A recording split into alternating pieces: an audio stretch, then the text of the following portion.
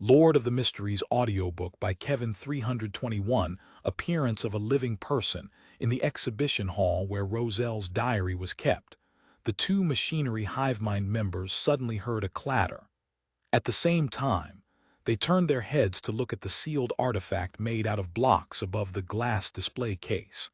Inside the scaled-down model of the museum's first floor, there was a gray dot that was constantly flashing. "There's a lifeless object in the nearest washroom." One of the team members made a definite judgment. The other team member relaxed a little, frowned, and said in a guessing tone, "A dead leaf blown in by the wind. It's possible."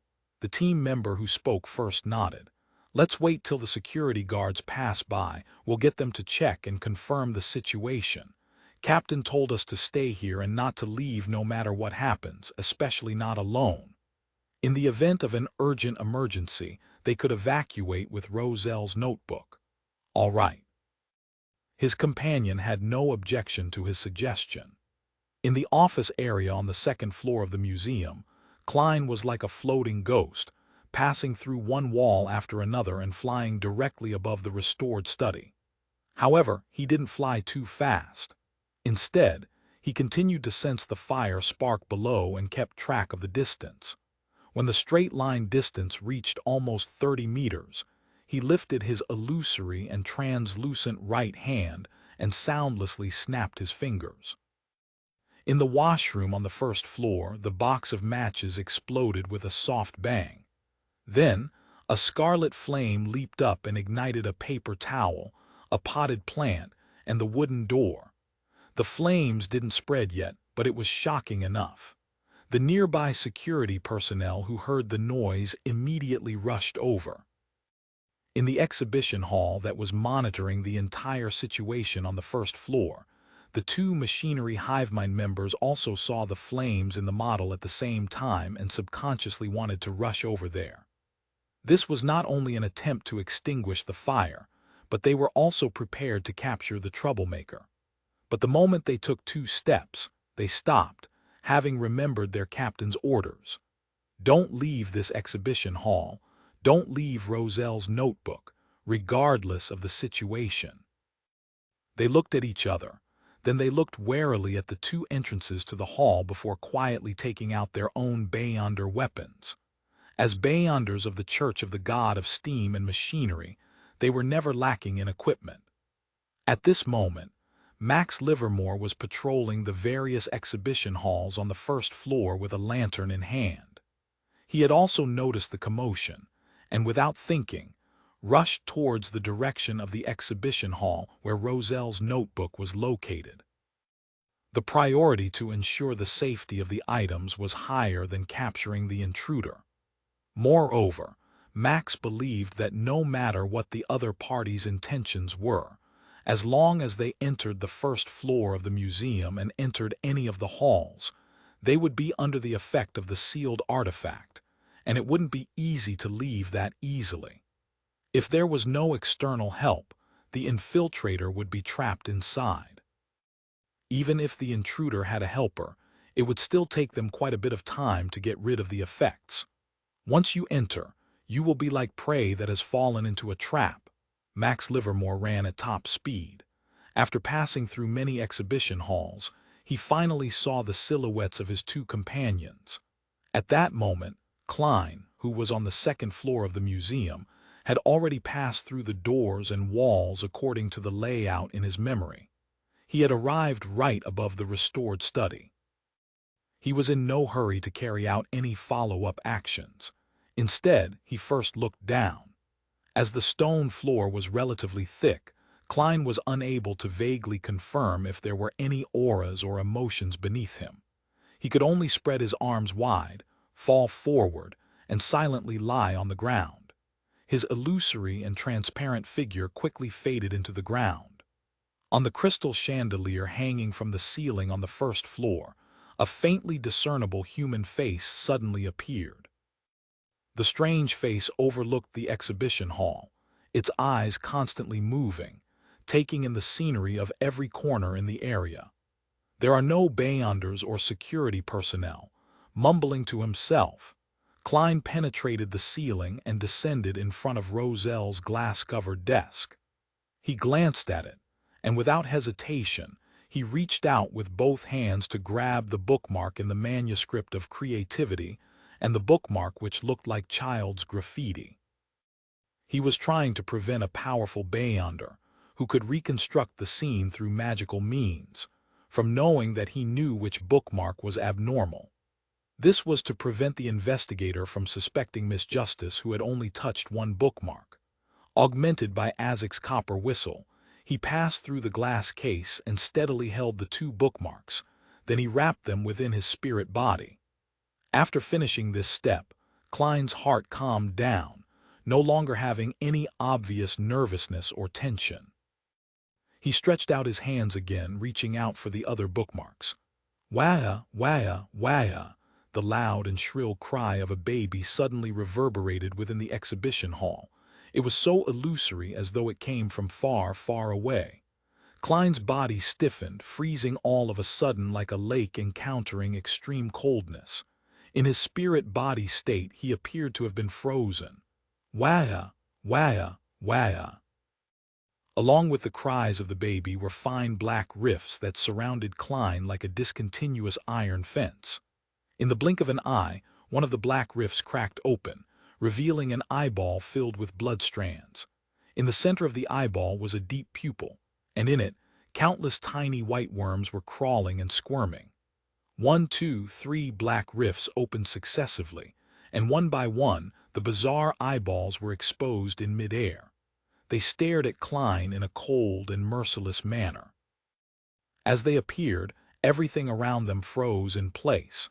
Even the illusory spirits were unable to penetrate through them. It even became hard for Klein to sense the existence of the spirit world. He found it difficult to see the translucent figures that were located infinitely high.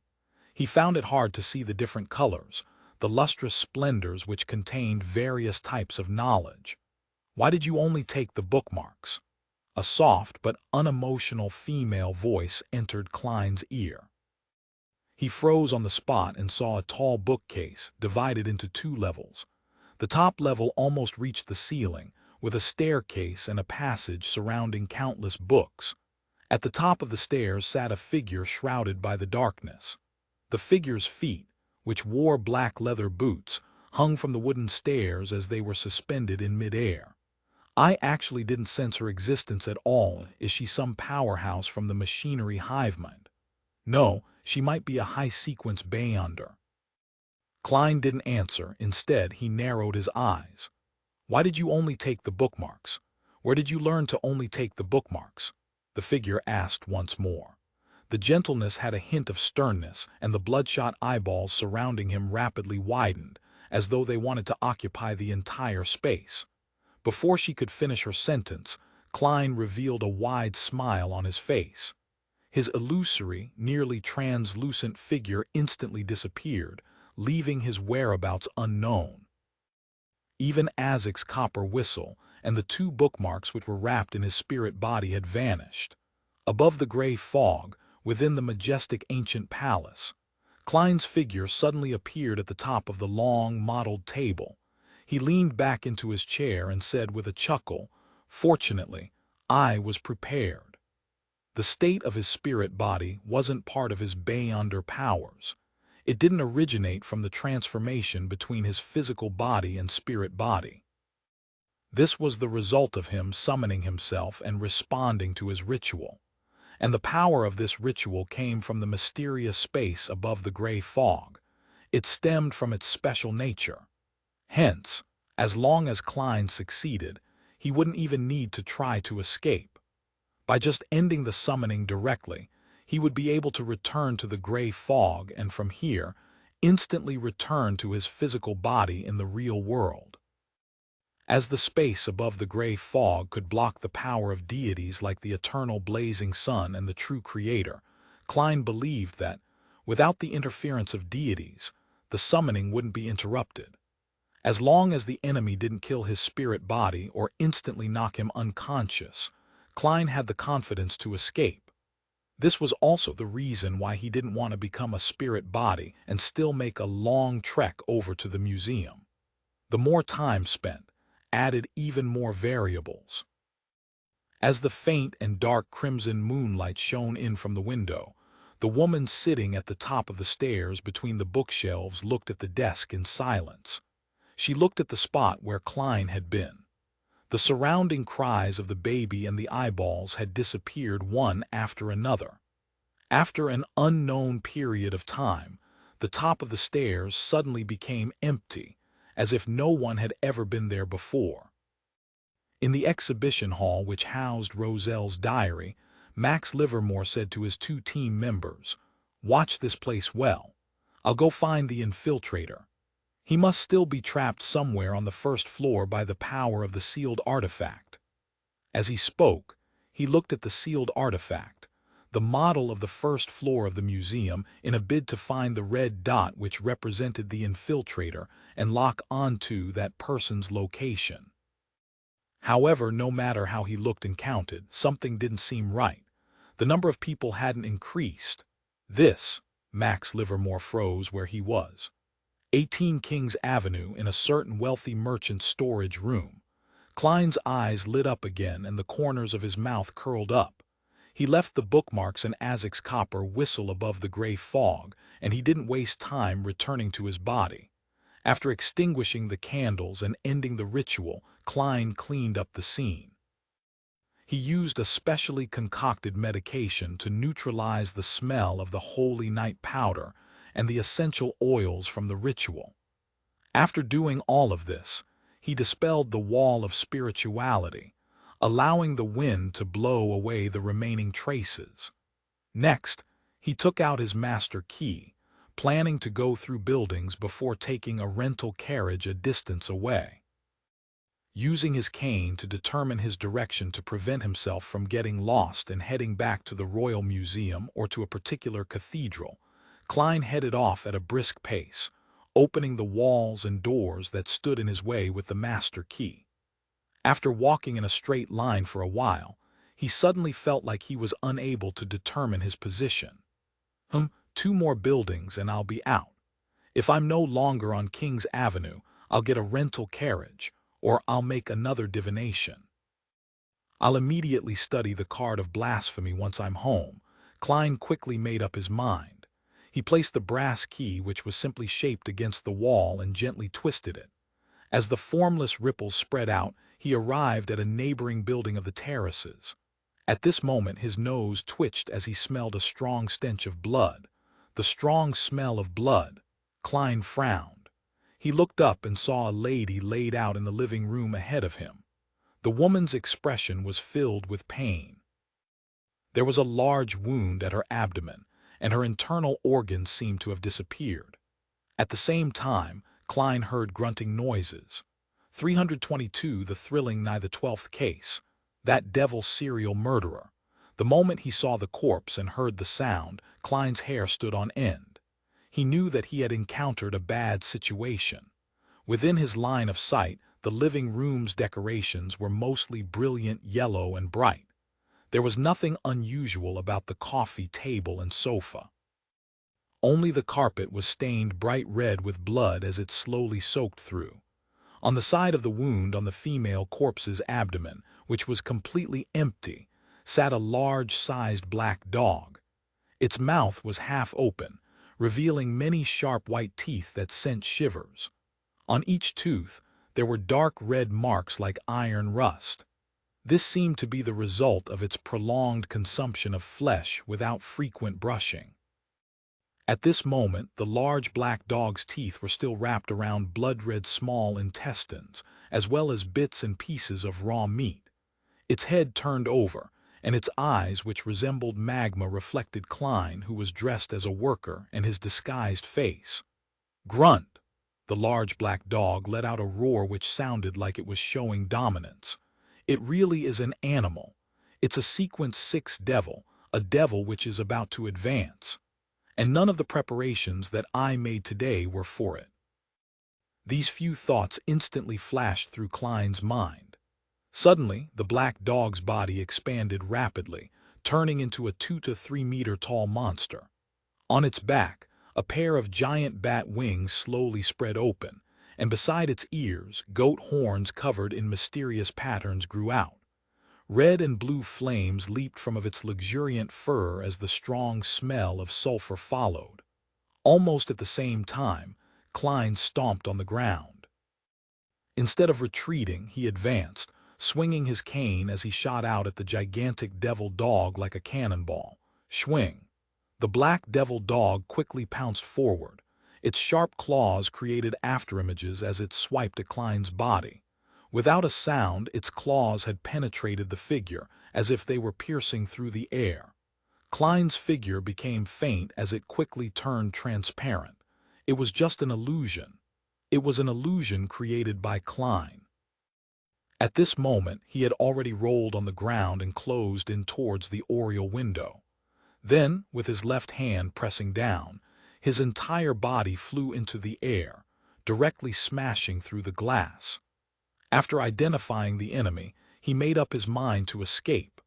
Upon seeing this, the eyes of the huge devil dog immediately lit up like magma, as if there was a raging fire inside. It opened its mouth, which emitted a putrid smell, and said a word filled with foulness, a word that came from the devil language. Die. Oof. Klein's body suddenly stopped. His heart felt as if it was being tightly clenched by an invisible hand. The figure that was frozen in midair instantly became thin and dim, turning into a crudely cut paper figurine. And this paper figurine was covered with red rust. Smash! Clang! Two sounds of indistinguishable order sounded. Klein's figure appeared again, smashing through the oriel window and pouncing towards the stone-paved street. The paper figurine substitute slowly floated down as it ignited and emitted the smell of sulfur.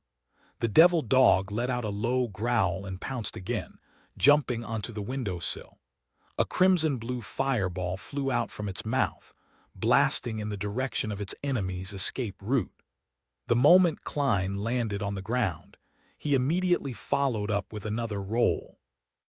The crimson-blue fireball smashed to his side, but it didn't explode immediately, as if it was being affected by an invisible force, as though it was being detained. Boom!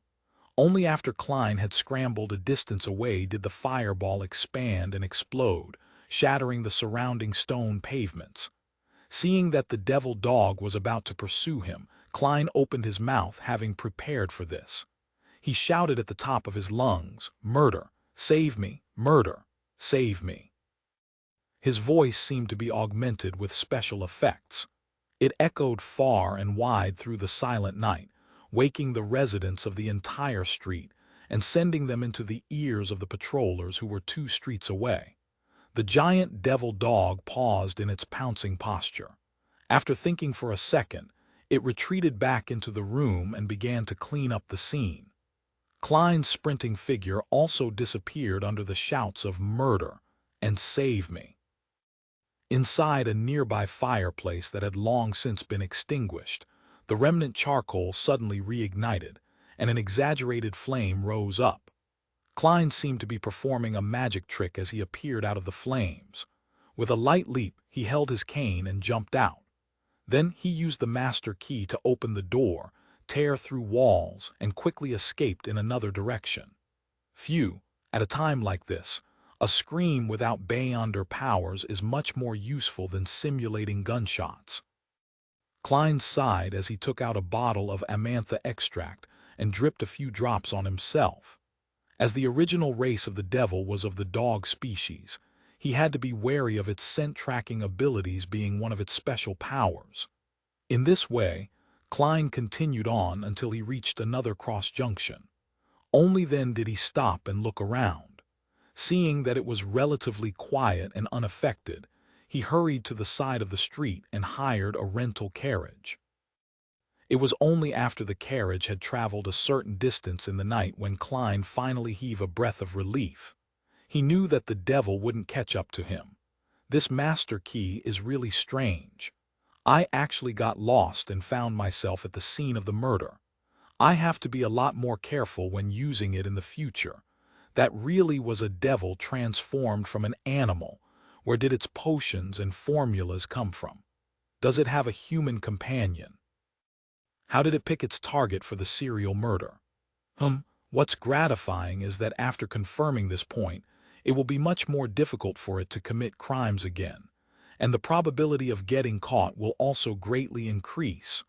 All sorts of thoughts and questions appeared in Klein's mind as the carriage sped along the wide, deserted road which was lined with gas street lamps.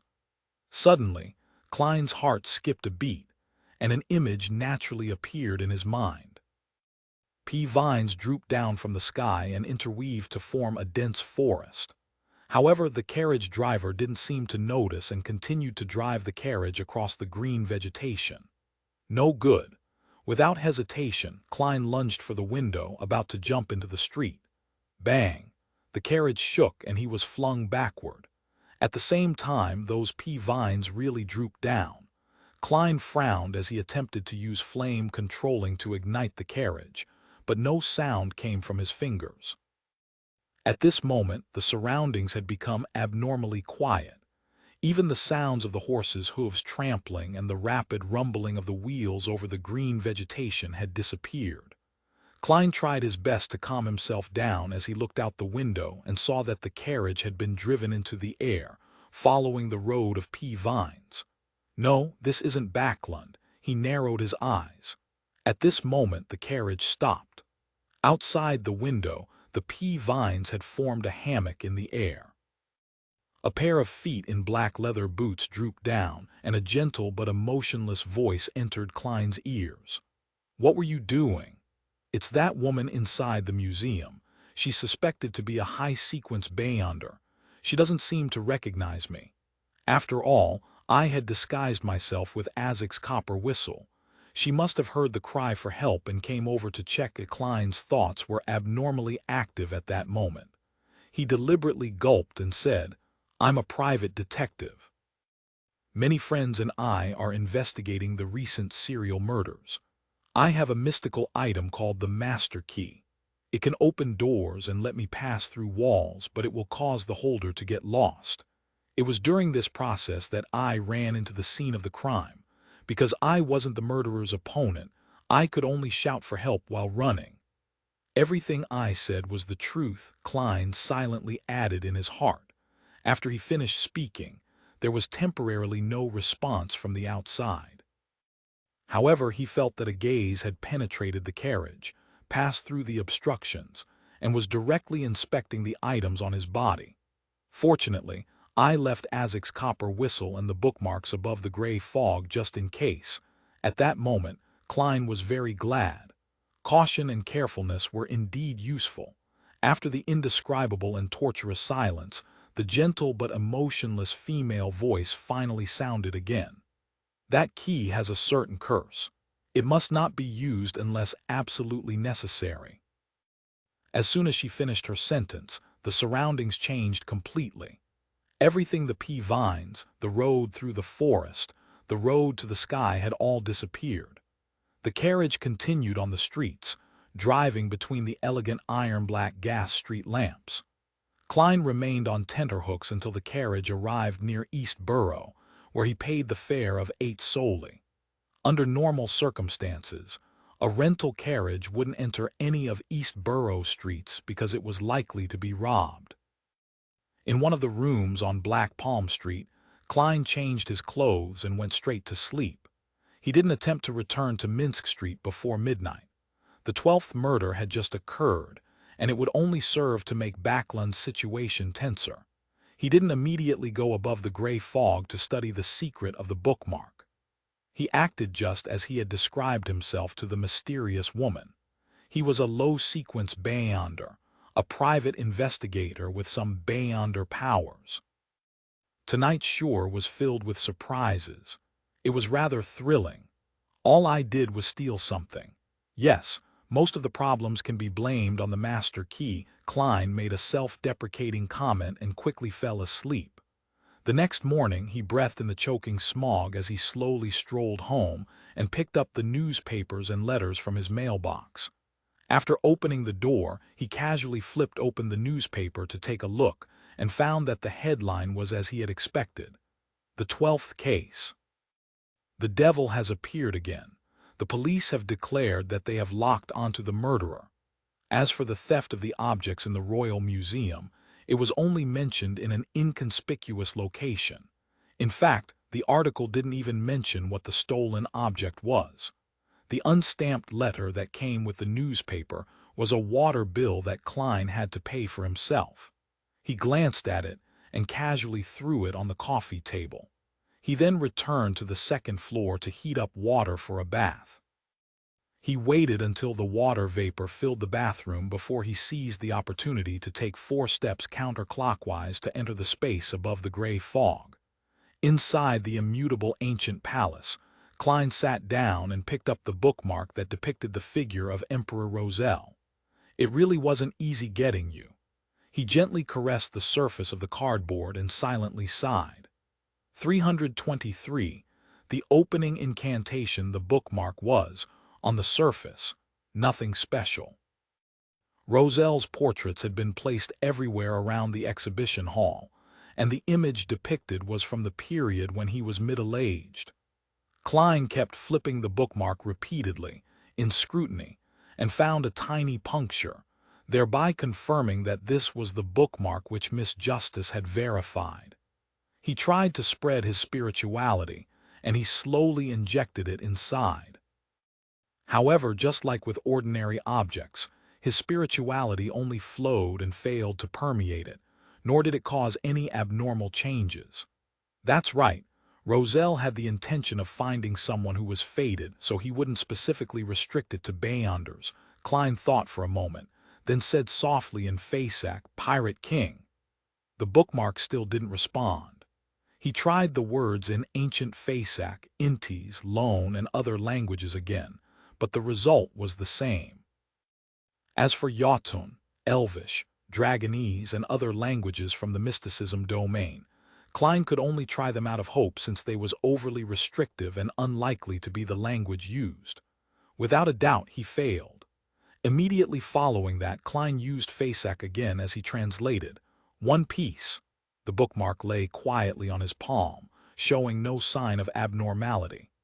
Klein tried the steps he did from before, using different languages again, but he was constantly met with failure. It seems that my initial guess was wrong. The young Roselle might have used the meme of Pirate King to make a joke, but he might not necessarily do that when he was older. People will ultimately grow old and change. Klein reflected over his mistake as he tapped the edge of the long, mottled table with his finger, trying hard to infer from the bits of information that the diary had provided to unlock the bookmark. After a while, he took out a pen and paper, and he wrote down his thought process so as to avoid any confusion or contradictions. While doing this, Roselle was definitely maniacal and in despair. It also clearly showcases his warped humor. The fated ones will receive it, is proof considering how it doesn't suit the world's lingo at present. Therefore, I can be certain that he really wanted someone to discover the uniqueness of the cards of blasphemy by chance. In that case, the unlocking method can't be too unimaginable, or something that will often appear in daily life. What Roselle required was a coincidence. For example, when someone holds the worthless bookmark and randomly says a specific word, then, congratulations, you have obtained a fortuitous opportunity. Yes, this is very in line with his warped humor. Going by this logical train of thought, different cards of blasphemy should have different unlocking incantations. Using a single term to unlock all the cards of blasphemy clearly isn't congruent with Roselle's style. What is the incantation for unlocking this card? Well, the first things that can be ruled out are the words that are commonly used, words that are said all the time. Also, when creating the cards of blasphemy, Roselle's state was in despair, maniacal, unwilling to part with it, reminiscent, struggling, and angry. I can try to immerse myself in that state of mind and imagine myself to be Roselle at that point in time. I can imagine what kind of incantation I would have used. Klein stopped writing and began acting as Roselle in a bid to find some inspiration. He first tried out vulgarities in different languages, including ancient Faesac, as well as terms pertaining to hope, but unfortunately was rewarded with failure. Immediately after, he tried to figure out what would be the last thing a desperate powerhouse would be reluctant to part. His wife, Matilda. Such a licentious guy shouldn't have such deep feelings for his first wife. His children. The eldest daughter, Bernadette, the eldest son, Seal, and the second son, Bornova. According to the diary, the person he can't get over the most was his daughter, Bernadette, who might become an important figure in the mysterious world. Klein paused, took a breath, and prepared to try again. "Bernadette," he said in the Inti's language. The bookmark didn't respond. Klein switched to the languages of Lone, Highlander, and Faesac, but still failed to achieve the desired results. He sighed and said with a deep voice which corresponded to ancient Faesac, "Bernadette." This name echoed in the empty and quiet gray fog like it was nothing special. Just as Klein was about to search for new inspiration, he suddenly felt the bookmark in his hand sink. It immediately turned into an invisible whirlpool which wildly absorbed Klein's mental energies. For an ordinary person, this was a huge burden, but for a Sequence 7 magician, it wasn't especially draining. Klein easily survived this hurdle and couldn't conceal his joy as he looked at the object in his palm. A bright light emitted, bit by bit, from the bookmark, and the image of Emperor Roselle on the outside was being replaced by an entirely new image. He was sitting on an ancient stone throne as he wore a black crown embedded with various precious stones on his head. He wore pitch-black armor, and a cape of the same color was draped over his body. He held a scepter, and he looked forward with cold, aloof eyes. On the upper left corner of the bookmark, there was a line of text condensed from the bright radiance of stars. Sequence 0, Dark Emperor, Sequence 0. Indeed, the secrets of the gods are hidden within. The Dark Emperor is actually Sequence, Klein thought with a smile, half sighing and half surprised. Soon after, the bookmark became three-dimensional, like a miniature book. The book moved without the wind, revealing a Roselle in a white hood. Beside it was a corresponding description in ancient Faesac. Sequence 9, Lawyer. Good at discovering and using loopholes in the rules and the weaknesses of their opponents. Possesses excellent eloquence and reasoning skills. Potion formula. Klein glanced at the formula ingredients but didn't look carefully. He reached out his hand and touched it, making the book flip to the next page. Sequence 8, Barbarian. Problems that cannot be solved by the law will be solved by force. This is also one of the rules. The Beyonders at this sequence have a high resistance to psychological influences. Potion formula. As Klein touched it, the book conjured from the card of blasphemy flipped through one page at a time. Sequence 7, Briber. Sequence 6, Baron of Corruption. Sequence 5, Mentor of Confusion. Sequence 4, Count of the Fallen. Sequence 3, Frenzied Mage. Sequence 2, Duke of Entropy. Sequence 1, Prince of Disorder. Sequence 0, Dark Emperor. After skimming through the book, Klein couldn't help but sigh. This really hides the profound secrets of becoming a god. It's no wonder all of the high-sequence Beyonders who tread this pathway will attempt to establish their own kingdoms and walk the lands. It's because the ritual of becoming a god requires it. To advance from Sequence 1, the Prince of Disorder, to Dark Emperor, the necessary ritual requires one to possess their own country, linking their name to the title of Emperor, making it common knowledge among the populace. Furthermore, one needed to establish a set of strict and complicated rules that defied normality, including architectural styles. Then, they would spur on their citizens to secretly establish 9 mausoleums that were similar to pyramids. After which, they would enter one of the mausoleums. With a large majority of the citizens who would be scattered across different cities in corresponding sacrificial rituals involved, the Prince of Disorder would imbibe the Sequence Zero potion. Once the advancement was successful, the Dark Emperor wouldn't truly die until all the 9 secret mausoleums were destroyed. Even if he was annihilated, he would still be able to awaken and return from one of the mausoleums. What was even more terrifying was that even if the deity was successfully killed and all 9 mausoleums destroyed, as long as a certain amount of the order set up by that deity remained, it was still possible for him to mysteriously revive. It appeared to be a loophole against death. The best way to completely obliterate him was for a new Dark Emperor to appear. This is a deity. Mortals cannot fight against deities, same for angels. Those who have yet to become deities will never be able to fathom the power of deities. Roselle exposited with deep implications at the end. In addition, Klein also knew one thing. Once there was a true God with a Sequence Zero, it was impossible for a Sequence 1 Beyonder to appear. If there was no Sequence Zero, then, in the same way, there would be at most 3 Sequence 1 Beyonders. This was a result of the law of Beyonder characteristics indestructibility and conservation.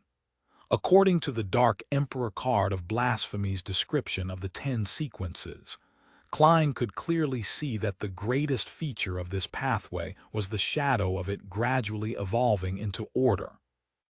Roselle also mentioned that if one had that card of Blasphemy in hand after advancing to a high-sequence Beyonder, the card would have a subtle reaction to the Beyonder ingredients that the person needed. Of course, it was limited to high-sequence Beyonders of the Dark Emperor pathway. What a pity! This is of no use to me. Klein looked at the card of Blasphemy thinned down again, turning back into a poker card. However, it was no longer in disguise. On the surface, it depicted Roselle sitting on a stone throne Sequence Zero Dark Emperor. Klein remained silent for a few seconds before he sighed silently. This card's biggest use to me is to exchange the formulas for the items I need. There's also some information about deities and sequences. Apart from that, there's almost no other use for it. At the very least, as the leader of the Tarot Club and as the Fool, I will no longer be an empty shell. I now hold one path of the divine, and it's not like I can't produce a high-sequence Beyonder formula anymore. Yes, I remember that at the Beyonder gathering organized by old Mr. Eye of Wisdom, the lady who is suspected to have an artisan backing her has been always seeking to purchase the potion formula of Barbarian. As his mind whirled, Klein took another look at the Roselle portrait on the Dark Emperor card and couldn't help laughing. He has made every sequence in his own image. What a narcissist! I'm suddenly very curious what the card of Blasphemy for the Demoness pathway would look like. Reigning in his thoughts, Klein destroyed the other bookmark he had casually picked up and discovered that it was just an ordinary bookmark. After doing all of this, he changed his seating posture and leaned back into his chair. He responded to Miss Justice's plea from last night and said calmly, "That was a card of Blasphemy made by Roselle." 324 Imagined and Real Adorer, Empress Borough, Count Hall's home dining room. As per usual tradition, Audrey was saying grace with her father, mother, and elder brother before dinner. Praise the goddess! She tapped her chest in 4 spots in a clockwise manner to end the prayer. However, before she finished speaking, her vision was covered by a thick gray fog. A distant figure that seemed to be looking down at everyone, and everything opened his mouth with dominance. That was a card of Blasphemy made by Roselle. Mr. Fool, card of Blasphemy. Audrey, who finally received a response, was joyful at first, but then she fell into a daze. She couldn't understand what the so-called card of Blasphemy referred to. However, she quickly made a guess. She had always known that Emperor Roselle had made a secret deck of cards representing some unknown force which had 22 cards in total. It was believed to have been referenced from tarot cards. Furthermore, she had also heard from the Hanged Man that the secret to the deck of cards was that they hid the paths of the divine, the path to becoming a god. So it's called a card of blasphemy. It corresponds to the blasphemy slate. This is definitely a treasure of the highest level in the mysterious world, the paths of the divine. It's no wonder that Mr. Fool's adorer had to ask for help. He wanted to ensure that the card was the real one before taking action. It was to prevent a mistake from happening. Instead of getting the right target, it might end up informing the Church of the God of Steam and Machinery that a particular bookmark hides a card of blasphemy. I wonder if he succeeded. The Beyonders from the Church of the God of Steam and Machinery haven't come to make any routine inquiries. Perhaps he's still making plans. As her body trembled faintly, Audrey once again saw a figure praying inside the thick fog, an extremely blurry figure. He was saying respectfully, "The great fool, please convey my gratitude to the authenticator. This allowed my operation to go smoothly. For that, I'm willing to raise the reward to £3,000, which can be deducted from the £5,000 that haven't been paid yet. This is the share that the other party deserves." He succeeded. He succeeded just like that. But when I looked at the front pages of those newspapers, there was no news of the theft at the exhibition. It was all news of the 12th victim of the serial murder. Raising the reward to £3,000 implies that Mr. Fool's adorer had indeed succeeded in retrieving the bookmark containing the card of blasphemy without anyone noticing. How cool! Although the term invented by Emperor Roselle may not be elegant, reserved, or in line with my identity as a noble identity, it's the only impression that I feel right now. Our tarot club now has a complete path of the divine in its control. It should be a complete one, right? I wonder which one it is. But regardless, this represents the path to becoming a god. Under the glory of Mr. Fool, we will one day become the most powerful hidden faction in the world. I wonder if the other bookmarks hide cards of blasphemy. Audrey controlled her excitement as she felt longing and pride. She allowed the dining maid to help her spread out a napkin before her gaze shifted to Count Hall, who habitually read the newspapers while having breakfast. "Father, is there anything worth paying attention to today?" Count Hall sighed and said, "That devil has killed another innocent person. It's the 12th case. She's a fashion designer who had just become famous. She had only been a street girl a few times due to her desperate need for money, but she ended up encountering such a terrible situation. Thankfully, there was an eyewitness. The person witnessed the devil at the crime scene. He was really scared out of his wits. He constantly shouted on the streets, 'Murder and save me.' I have to say that his cries for help did bring acceptable results. The devil didn't chase after him. As a result, the police have locked onto the suspect and are hunting him down." Audrey drew the crimson moon on her chest once again and said, "May their operation succeed. Father, from what you just said, it sure was a horrible but funny scene. I hope that eyewitness won't have nightmares because of it." And on the same night, Mr. Fool's adorer took one of the cards of blasphemy from the heavily protected museum without alerting anyone.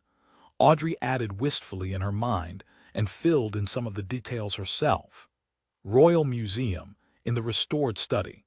Are you sure that only 2 bookmarks were stolen?" The Machinery Hive Mind Squad's Captain Max Livermore asked his team members. As he spoke, he stole a glance at the important figure standing in front of the desk with his back facing him. It was an old man wearing a white clerical robe and a clerical cap. He was the head of the Church of the God of Steam and Machinery for the Backlund Diocese. He was a member of the Divine Council, Archbishop Hiramic Haydn. This important figure wasn't only a clergyman, but he was also a very famous scientist, a distinguished professor of physics at Backlund University. Yes, Only 2 bookmarks were stolen. The team member being questioned answered with certainty. Max nodded slightly and looked at Hiramic Hayden. After some thought, he deliberated and asked, "Your Excellency, after the closing of the museum yesterday evening, some aristocratic children came to visit. They had touched parts of the exhibited items, including one of the 2 bookmarks that were stolen. Do I need to get them to cooperate with the investigation?" "I know about that." Hiramic's hands naturally drooped down as he turned around and said in a calm tone, "I've already confirmed that those aristocratic children are not related to the thief who stole the bookmarks, so there's no need to get them to cooperate with the investigation." "Yes, Your Excellency." Max himself didn't think there was anything wrong with the aristocratic children, not to mention that Archbishop Haydn had enough mysticism knowledge and Beyonder techniques to confirm it. Hiramic's gentle and benevolent face didn't show the slightest trace of anger. He looked around and said, "There was more than one person here last night, at least 2 of them. They were divided into 2 opposing groups. One of them might even be of a higher sequence than me, while the other had somehow escaped mysteriously. Although I'm unable to reconstruct the entire scene, there are still some things that I can see. This matter is more complicated than we thought." At this point, he sighed. "I also know why they wanted to steal the bookmarks. We've been tricked by Roselle for more than 150 years. Giving up £3,000 sure does hurts. I've saved up for so long, and yet I have less than £1,000. However, the card of blasphemy is a priceless treasure that cannot be exchanged, even with money. The contribution Miss Justice had made in this matter is definitely worth the price, thankfully. I could deduct it from what she owes me, lightening my burden. If I ever meet Mr. Azek in the future, I'll pay him the £15,000 that belong to the Adorer, with a high-sequence Beyonder formula. I wonder what the other cards of blasphemy were disguised to look like. According to the personality of the Emperor, they should all be rather surprising." After Klein finished his reply and looked out the palace at the sea of gray fog, he silently sighed. As a precaution, he temporarily left his Dark Emperor card above the gray fog, on the surface of the long bronze table facing the seat of the Fool. He did so for Azek's copper whistle as well. When he returned to the real world, he held a ritual again and summoned himself to throw the master key, a sealed artifact which was an amalgamation of getting lost and having bad luck, above the gray fog. Although it didn't seem to have huge negative effects, it was enough to cause one to encounter life-threatening situations.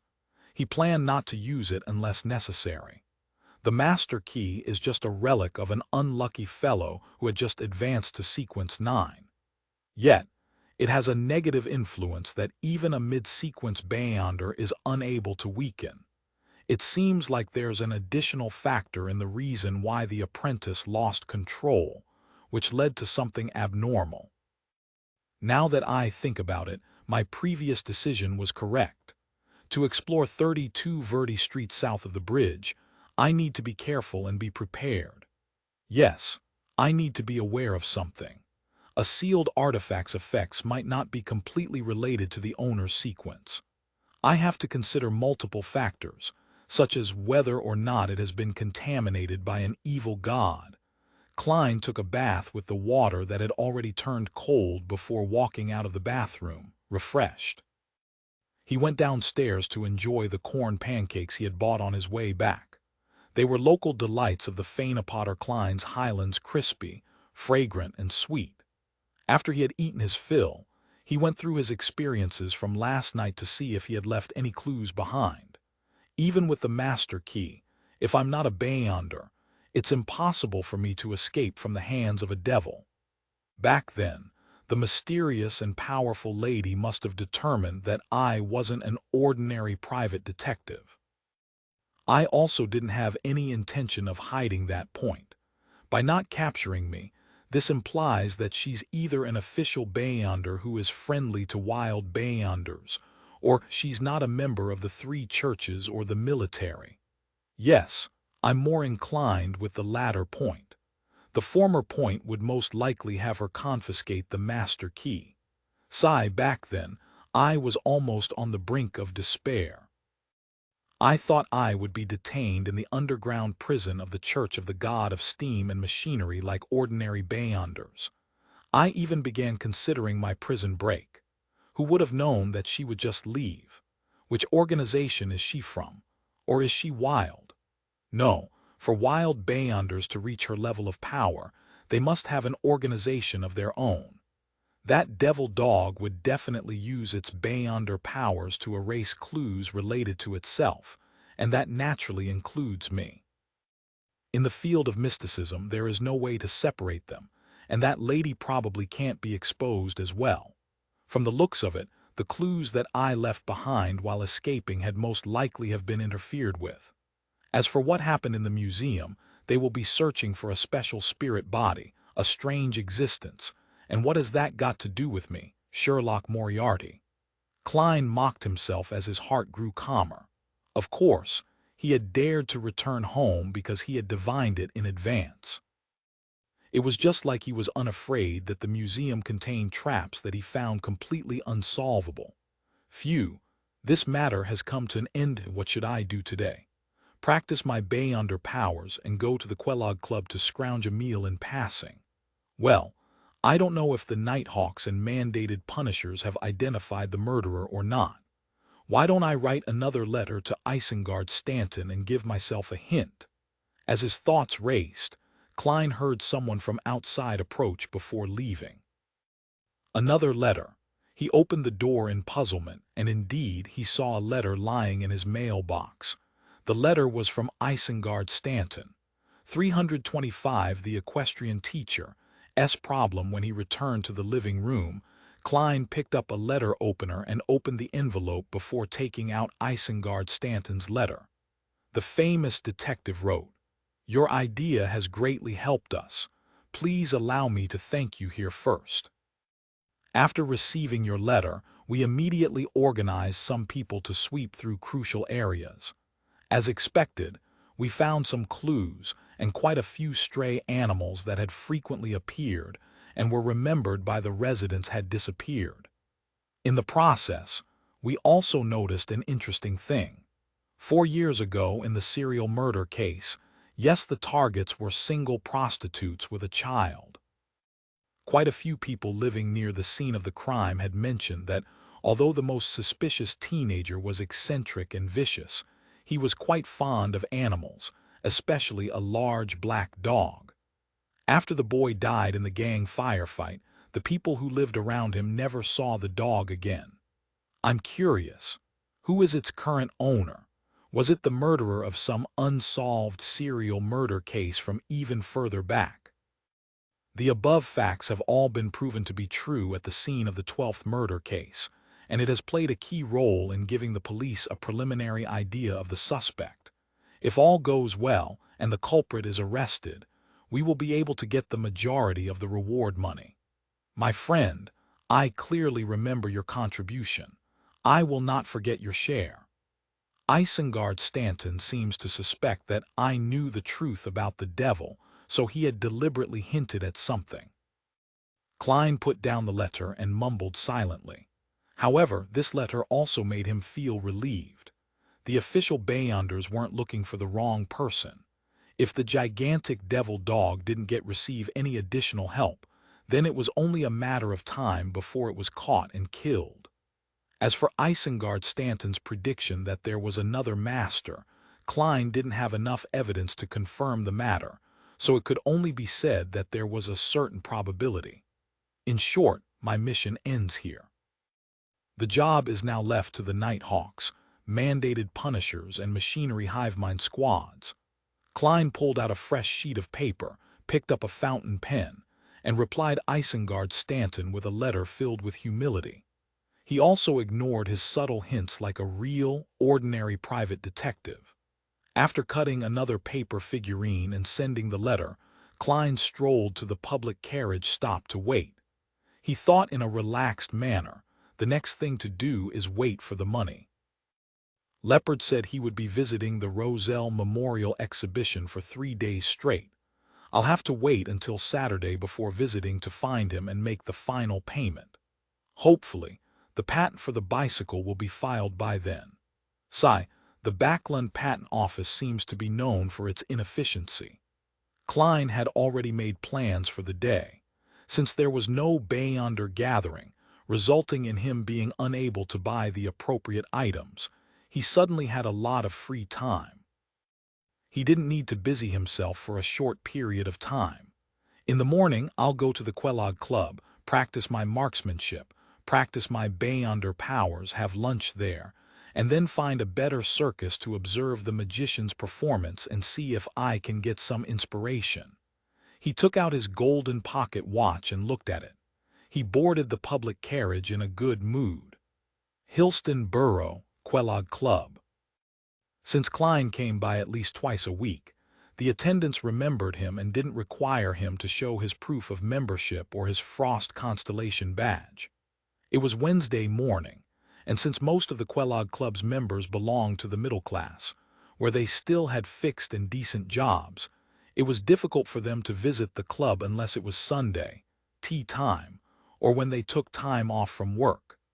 The spacious and bright hall seemed abnormally empty. There were only a few people sitting in the corner where the coffee tables and sofas were. Glancing around, Klein spotted an acquaintance and went up to greet him. "Talem, with such terrific weather today, you should be at the Turf Club."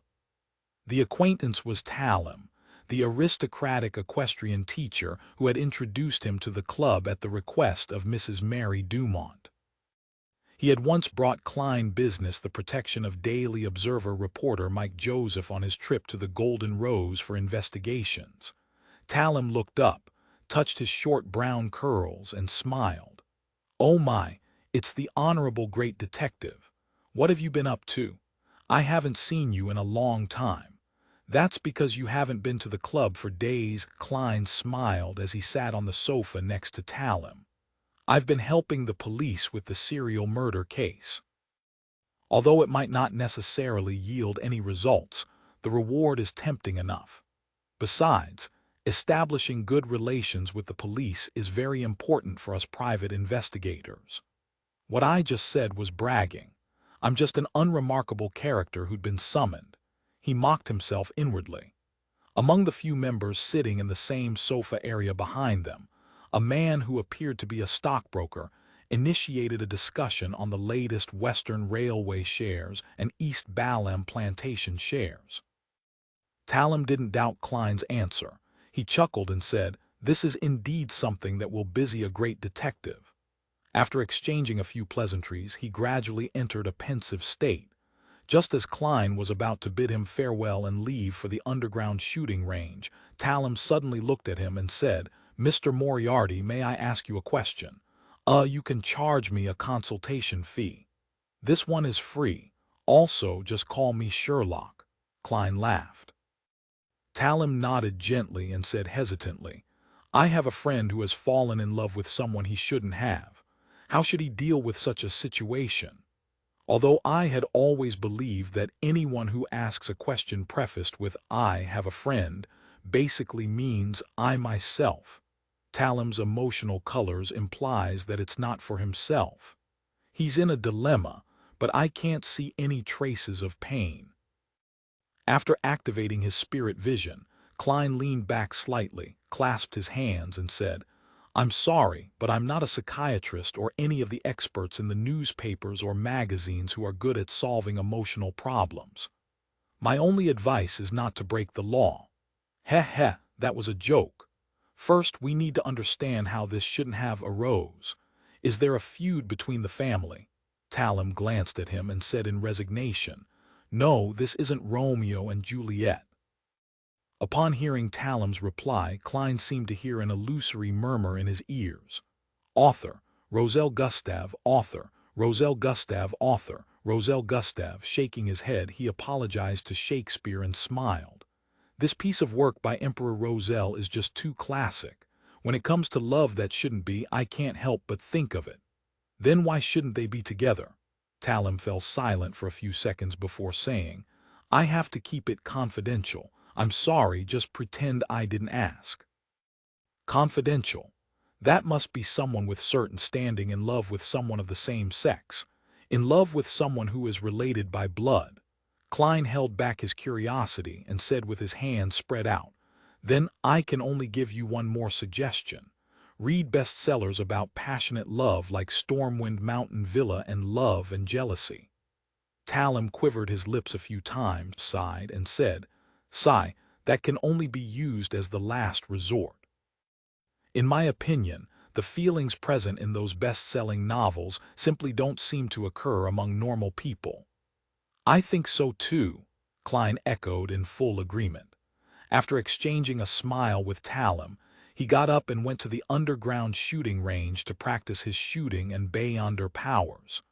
When it was almost noon, he returned to the first floor and went straight to the buffet cafeteria. He had noticed earlier that the cuisine that was in limited supply today was red wine fried foie gras, paired with sliced apples and bread soaked in butter. After taking his food, Klein carried his tray to the table where Talem was sitting. At that moment, there was another acquaintance of his, who, by the same token, had recommended his membership. He was the surgeon, Aaron Series. Before he could sit down after setting the tray down, Klein noticed a crutch leaning against the chair of the famous surgeon. Aaron, what's wrong? He asked with concern. The tall and thin man wore a pair of gold-rimmed glasses and had a cold appearance. He lightly patted his right leg and said, No, don't mention it. It's really bad luck. I fell down the stairs and suffered rather serious fractures, so I could only fix it with a plaster. You really were unlucky. Klein sighed in agreement, cut a piece of foie gras, dipped it in sauce, and put it in his mouth. The fragrance that was emitted the moment they melted in his mouth stimulated all of his taste buds. I've been out of luck for a long time. Aaron nudged his spectacle frames and rubbed his temples in passing. He then looked at Klein, then at Talem before asking hesitantly, Mr. Moriarty, do you? What? Klein looked up. Aaron lowered his voice. You're a famous detective. You should know a lot of people, right? It's quite all right. Klein didn't understand what Aaron was up to as he answered perfunctorily. Aaron looked at Talem again and took a deep breath. Do you know anyone who's like a village witch doctor? No, I mean, some of the more capable fortune-tellers or mysticism enthusiasts. I feel that my recent string of bad luck is too abnormal. I know it's likely to be a fake or a scam, but there's no other way of shirking my bad luck. I've tried to go to church, praying, donating, attending Mass, but it didn't work at all. Capable fortune-teller and mysticism enthusiast, you seem to be talking about me. Klein pondered and said, Aaron, tell us in detail about what happened to you. By his side, Talem nodded as well. Don't worry, I may be a believer of the Lord, but I don't reject things regarding mysticism. Aaron sighed in distress. There are a lot of things, for example, making mistakes at the operating table. Encountering an accident on the steam locomotive. I found that my house had been burgled when I returned home. When I went to the hospital, I ended up falling down the stairs. Do you think someone has cursed me? Find authorized novels in Webnovel Faster Updates. Better experience, please click www.webnovel.com for visiting. Yes, I've heard Aaron mention something like this before. Klein frowned slightly. As a former Nighthawk, it was easy for him to associate this description with a sealed artifact. Misfortune cloth puppet. Could it be a similar item? He activated his spirit vision and asked seriously, Aaron, think back carefully. Before those unfortunate events began happening, one after another, did you or your family, your family encounter any unfortunate events? Thank you for listening to the story on KevinAudio.com 326. Professional. Suggestion: Klein had wanted to ask if Aaron or his family had brought home anything which was relatively more unusual, such as a slightly dirty rag doll, before the unlucky events befell him. But as soon as the words reached his mouth, he suddenly felt that it was too direct and could easily expose the fact that he knew a lot about mysticism. Although this could be explained away by the fact that he was experienced and knowledgeable, there was no need for him to take the risk. Instead, he took a more roundabout approach and asked Dr. Aaron if his family had suffered the same ill luck. Upon hearing his question, Aaron Series carefully recalled and said, "No, except for the steam locomotive accident that occurred to them as well, they were the same as before. Most of the time, they didn't experience anything especially lucky or unlucky. The rest can be said to be of both types, so they can't be considered especially unlucky." That's not right. If it was an item that needs to be sealed like the misfortune cloth puppet, it would definitely affect people within a certain range. Could it be that Aaron has dripped his blood on it, and the two of them have established a firm connection? In Klein's spirit vision, Aaron's aura and mood matched his physical and mental state, and there was nothing special about him. He asked after some thought, "Is there any colleague at the hospital that is as unlucky as you?" "No, so I think I must have been cursed by someone." Aaron pulled at his bow tie, looking anxious and uneasy. Under Talam's curious gaze, Klein thought for a moment and said, "Before you became unlucky, did you encounter any relatively stranger matters, such as cutting yourself? In folklore, blood is the powerful medium through which curses can be formed. After I suspected that I was cursed, I have confirmed this point. I have not lost any blood in the past 3 months, Aaron replied with a heavy mood as he held his knife and fork. That's a little strange. I can't perform a more complicated divination in front of them, Klein asked again. Then were there other strange matters? Aaron, think back carefully. This kind of matter can't happen without a reason. Have you offended anyone recently, or have you become an obstacle towards others? Talam echoed with concern. Aaron looked down at the food on the plate and fell into deep thought. Klein didn't stay idle either. He took care of his food before it turned cold and unpleasant. By the time he started enjoying the dessert, Aaron finally raised his head and said, "I'm not a very sociable person. I don't have a good relationship with my colleagues, but it's hard to believe that they would come up with a way to curse me. Well, after your reminder, I do remember something. It might be related to mysticism." "What is it?" Klein and Talam's spirits were lifted at the same time. "Before my continuous bad luck streak, I was in charge of a patient, a child who wasn't even 10 years old. He was very pitiful. Due to some complications, I had to amputate his left leg." Aaron nudged his glasses and recalled, "I just became a father not long ago, so I'm always filled with sympathy for the misfortune of a child. Every time I checked the ward, I would chat with him, encourage him, and comfort him." After a pause, Aaron's thoughts turned more fluid. "I remember that it was the day before his surgery. I specially went to his ward to look for him, and he was really upset. He was playing tarot cards, which he had brought with him when he was admitted to the hospital. His family wasn't even allowed to take them away. In order to calm him down, I began playing tarot cards with him. Back then, I drew a card. It was the reversed Wheel of Fortune. That child looked at me and said with a pure and innocent smile, 'Doctor, your luck will get worse.' 'Doctor, your luck will get worse.'" Talam drew a breath and said, "Why do I feel that such a scene and such words make my body feel cold?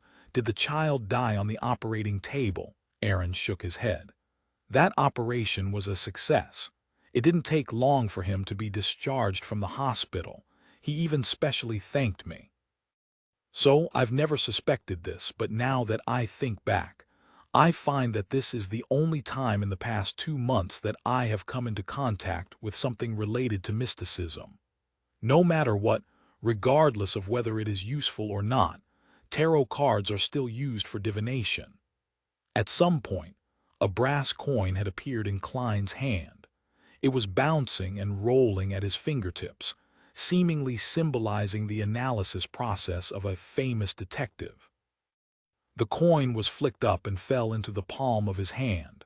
Klein glanced at it out of the corner of his eye and asked, having ended his thinking, "What's that boy's name?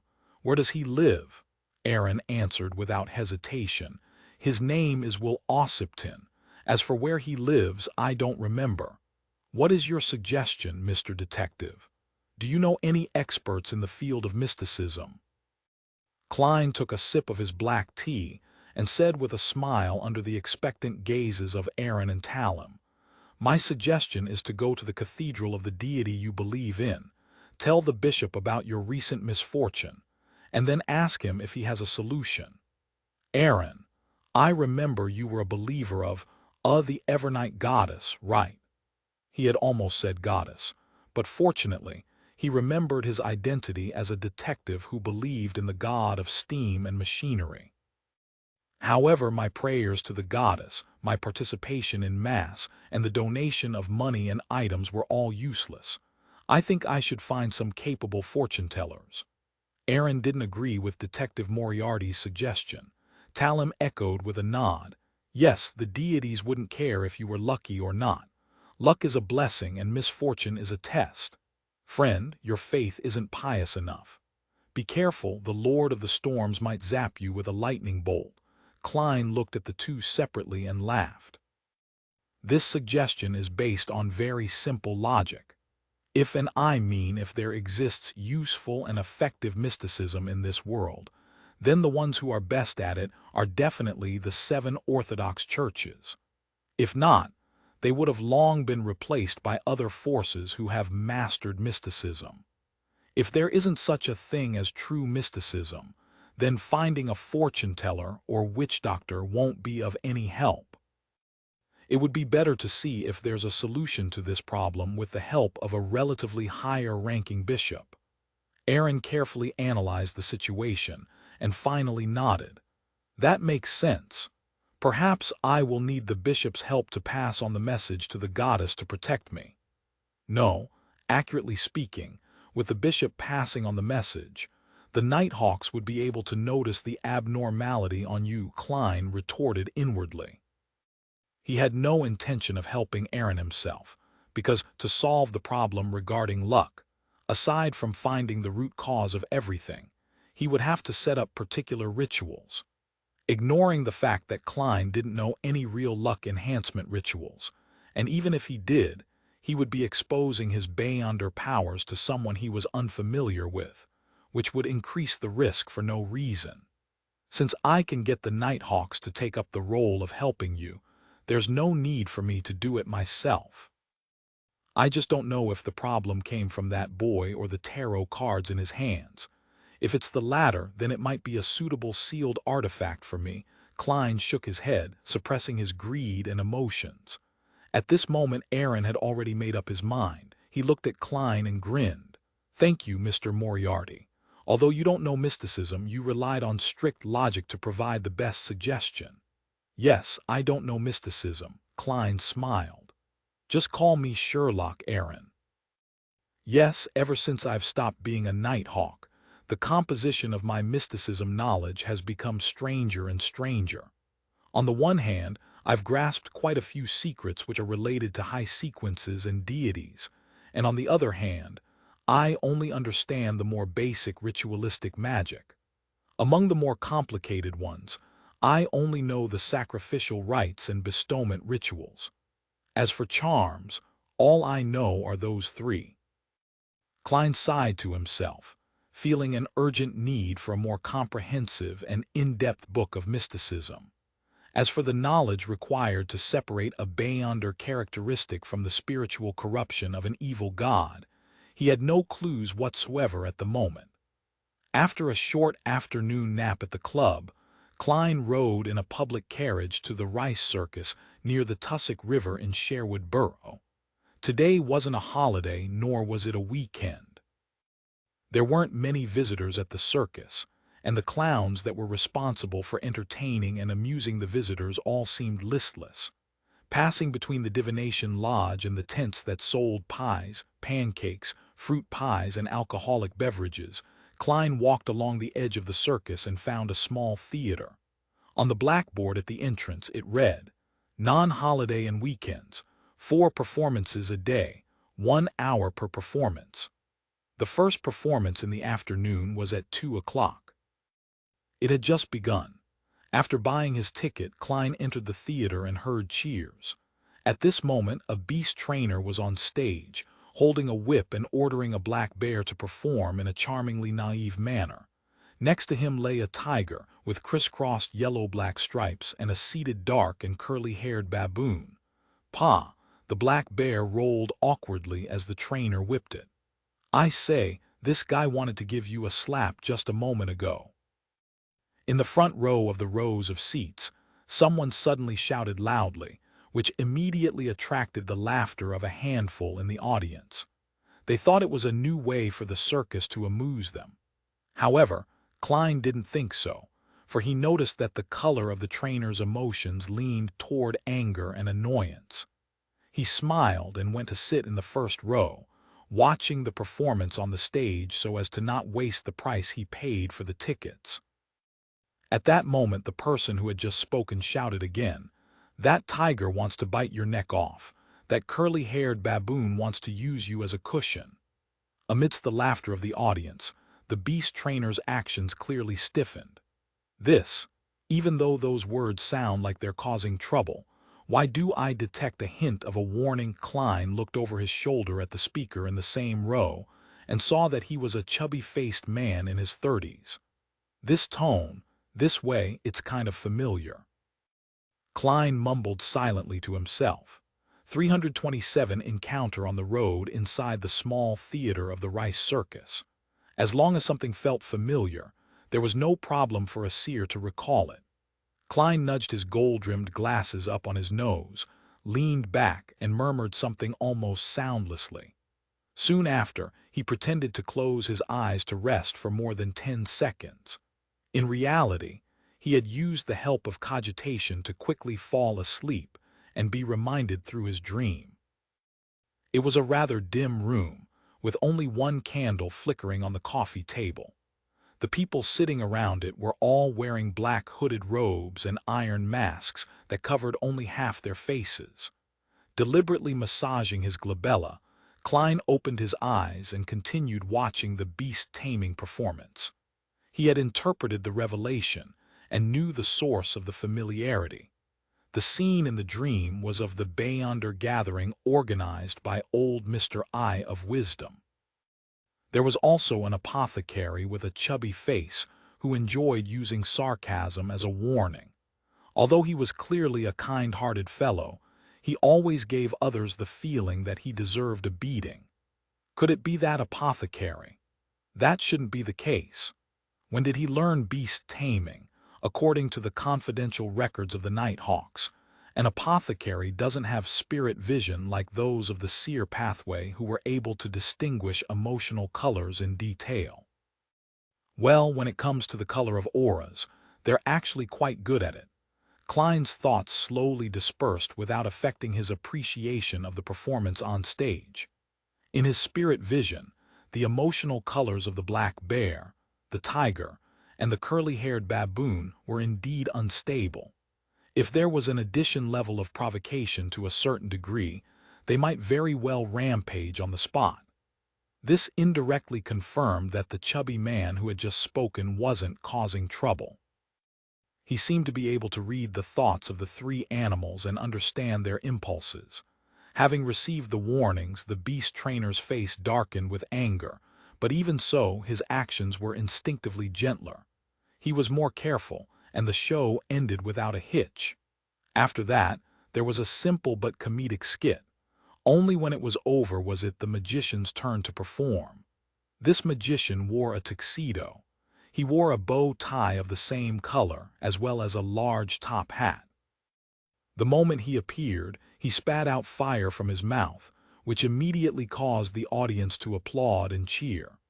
Such a simple trick, Klein, who had excellent eyesight and had watched quite a few magic lesson programs, understood the gist of it with just a quick glance. Next, the magician performed the classic escape act, releasing flying doves from his hat, pulling out flowers, card tricks, and so on.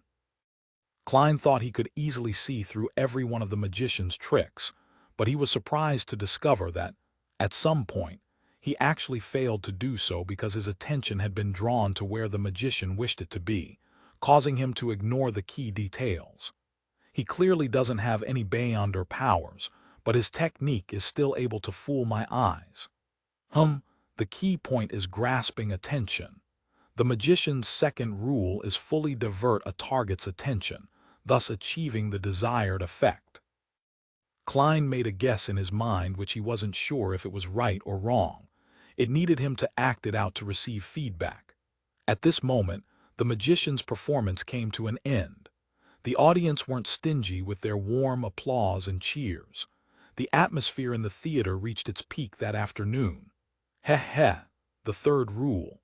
A magician's performance requires the applause of the audience for his performance. Klein muttered to himself in a half-joking and half-guessing manner in silence. Shortly after 3 o'clock, he pulled the collar of his black double-breasted frock coat and left the small theater. He didn't try to come into contact with the chubby man who was suspected to be the apothecary, and only secretly remembered his appearance soliciting him suddenly might result in extreme reactions.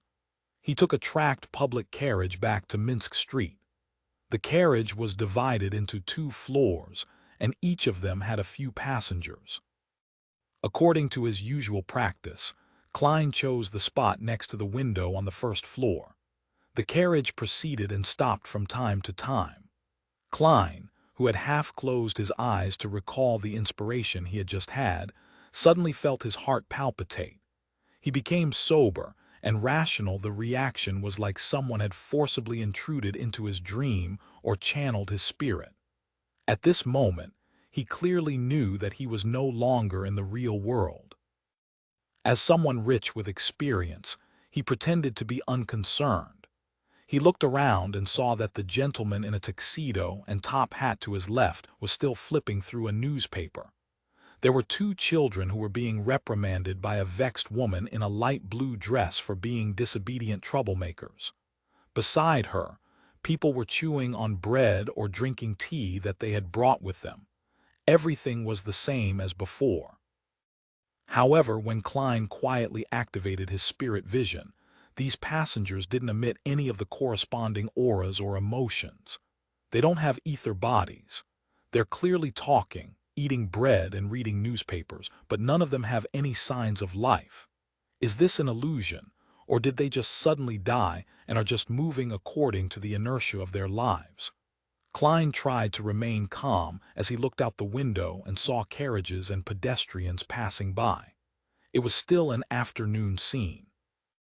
However, they also have no aura colors. As the carriage moved forward rather slowly, Klein became more and more serious, not understanding what had just happened. He lowered his head and examined himself. He saw a clear spirituality luster which was completely different from the people around him. At that moment, he suddenly heard an angry roar. It didn't sound like it came from a human. Klein looked up and saw a large black dog on the street. Its sharp white teeth were stained with traces of blood and rust. It was the huge devil dog that had committed heinous crimes. The black dog quickly swelled into a tall devil. It had bat-like wings on its back and goat horns, filled with mysterious patterns that grew from its head. It looked up at the sky and said in the devil language, "Corruption." Almost as soon as it opened its mouth, Klein confirmed that it was real, because it possessed aura and emotion colors, while strong spirituality lusters were being emitted from it. Following the howls of the huge devil dog, a few illusory pedestrians exploded and turned into a black mist that filled the air, blocking his line of sight. However, Klein could vaguely see that there were quite a few real people, with aura colors in midair and around him. They were using beyonder powers which emitted spirituality lusters. What's going on? Ordinary people are illusory, but the beyonders are real. Have the Nighthawks and mandated punishers found the devil dog and used a sealed artifact to create a battle environment which wouldn't disturb reality? That sealed artifact is only aimed at Beyonders, and it has no effect on normal people. Thus, I, who just happened to pass by, was pulled in out of bad luck. Klein's mind raced as he roughly guessed what had happened to him. What a ridiculous disaster! Just as he was sighing with emotion, he suddenly heard a blood-curdling shriek, a blood-curdling scream, and a loud scream. The black gas that screened his vision suddenly dispersed, and the gigantic devil dog fell heavily onto the ground.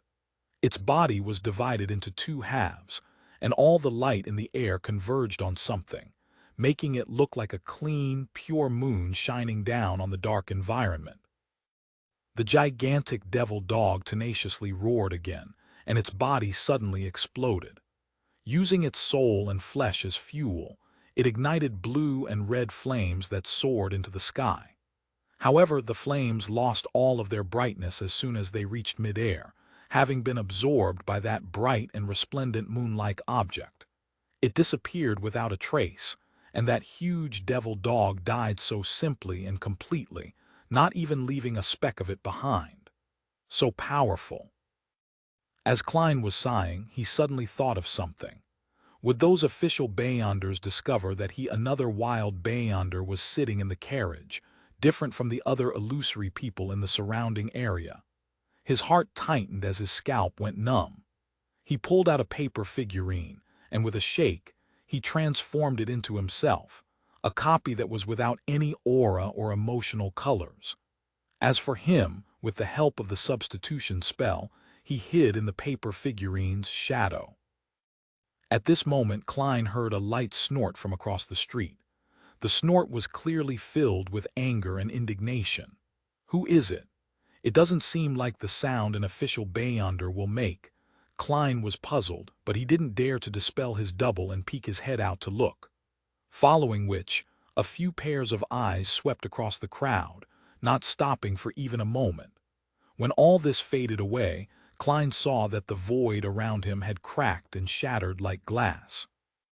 Then the feeling of reality inundated him, and he knew he was back in the real world. After removing the double, he sat back in his seat. The passengers in the carriage were doing their respective deeds, reading newspapers, chewing bread, and scolding children. It was no different from before. But in Klein's vision, they had regained their aura and their emotional colors.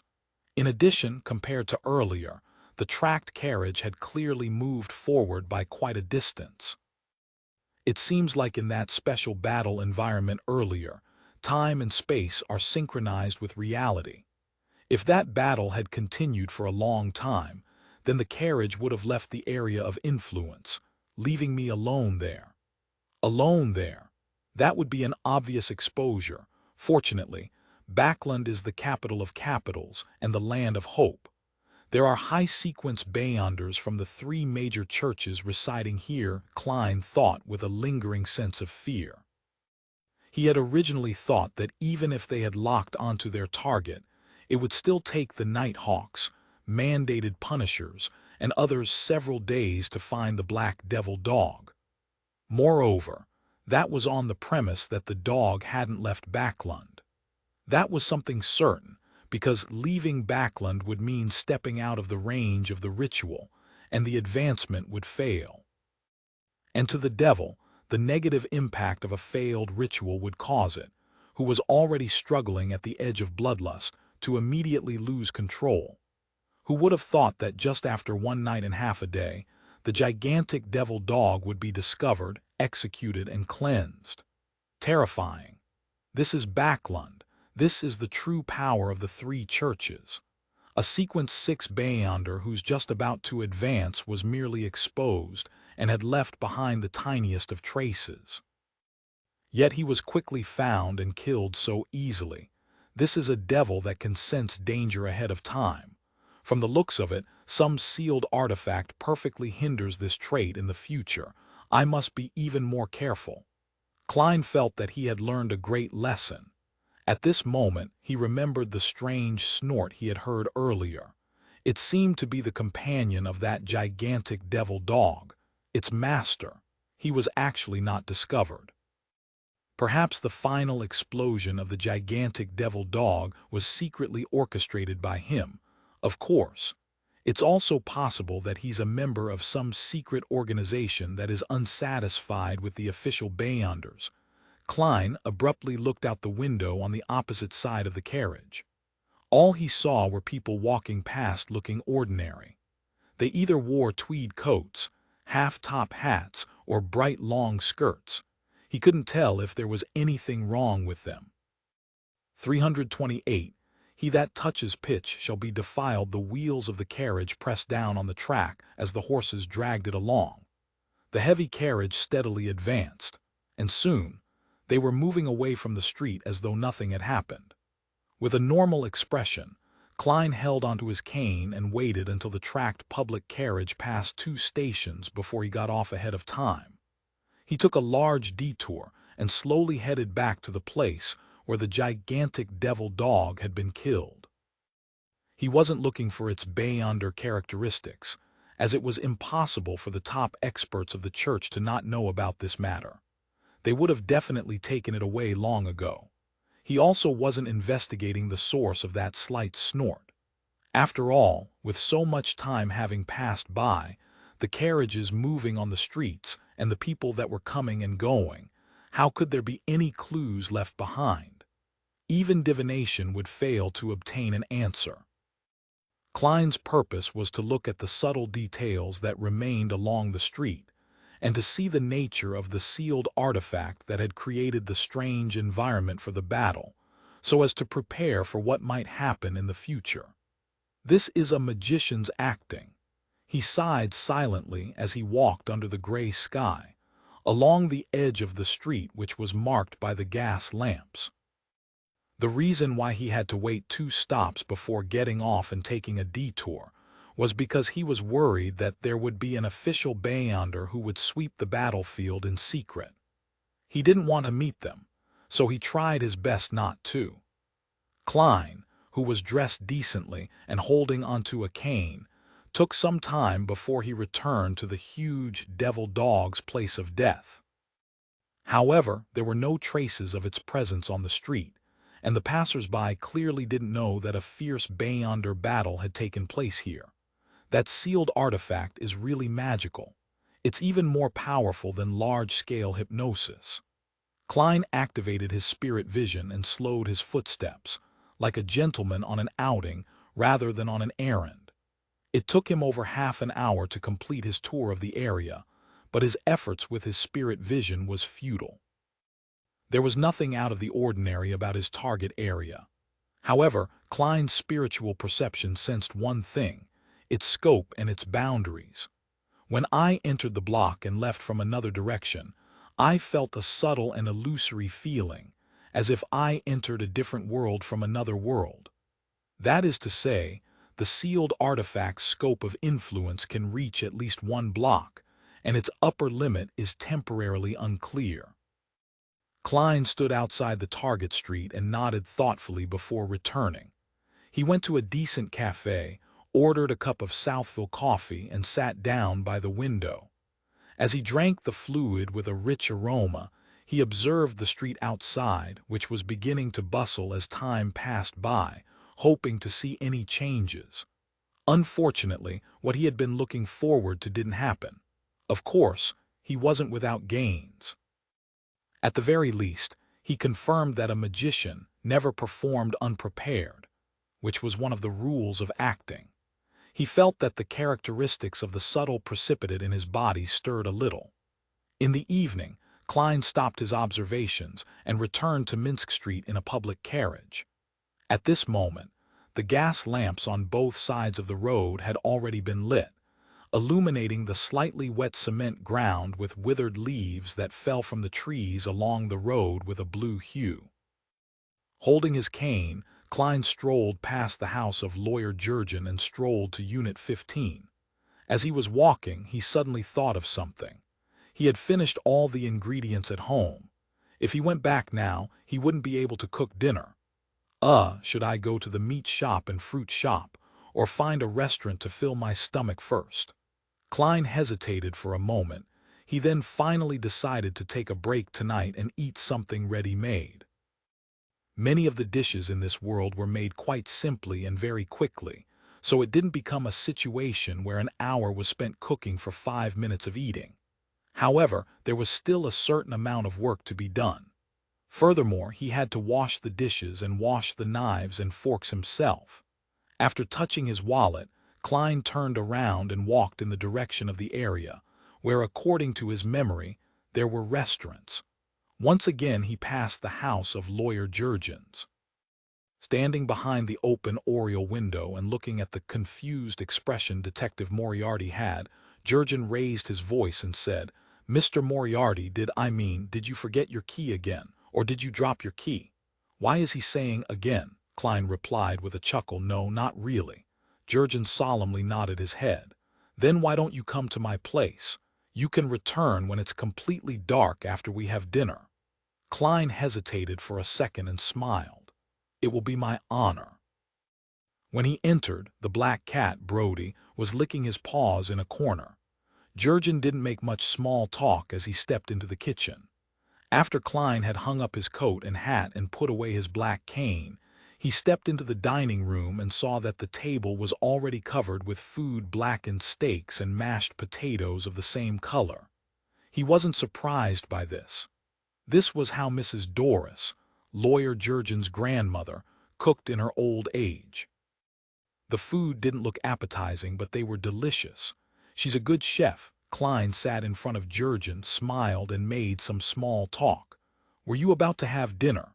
"Yes, it's a habit of mine to look at the scenery outside before my meal. It allows my thoughts to spread without boundaries."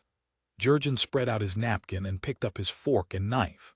Klein looked around in puzzlement and asked, "Where's Mrs. Doris?" Jurgen sighed and replied seriously, "The weather is getting colder and colder.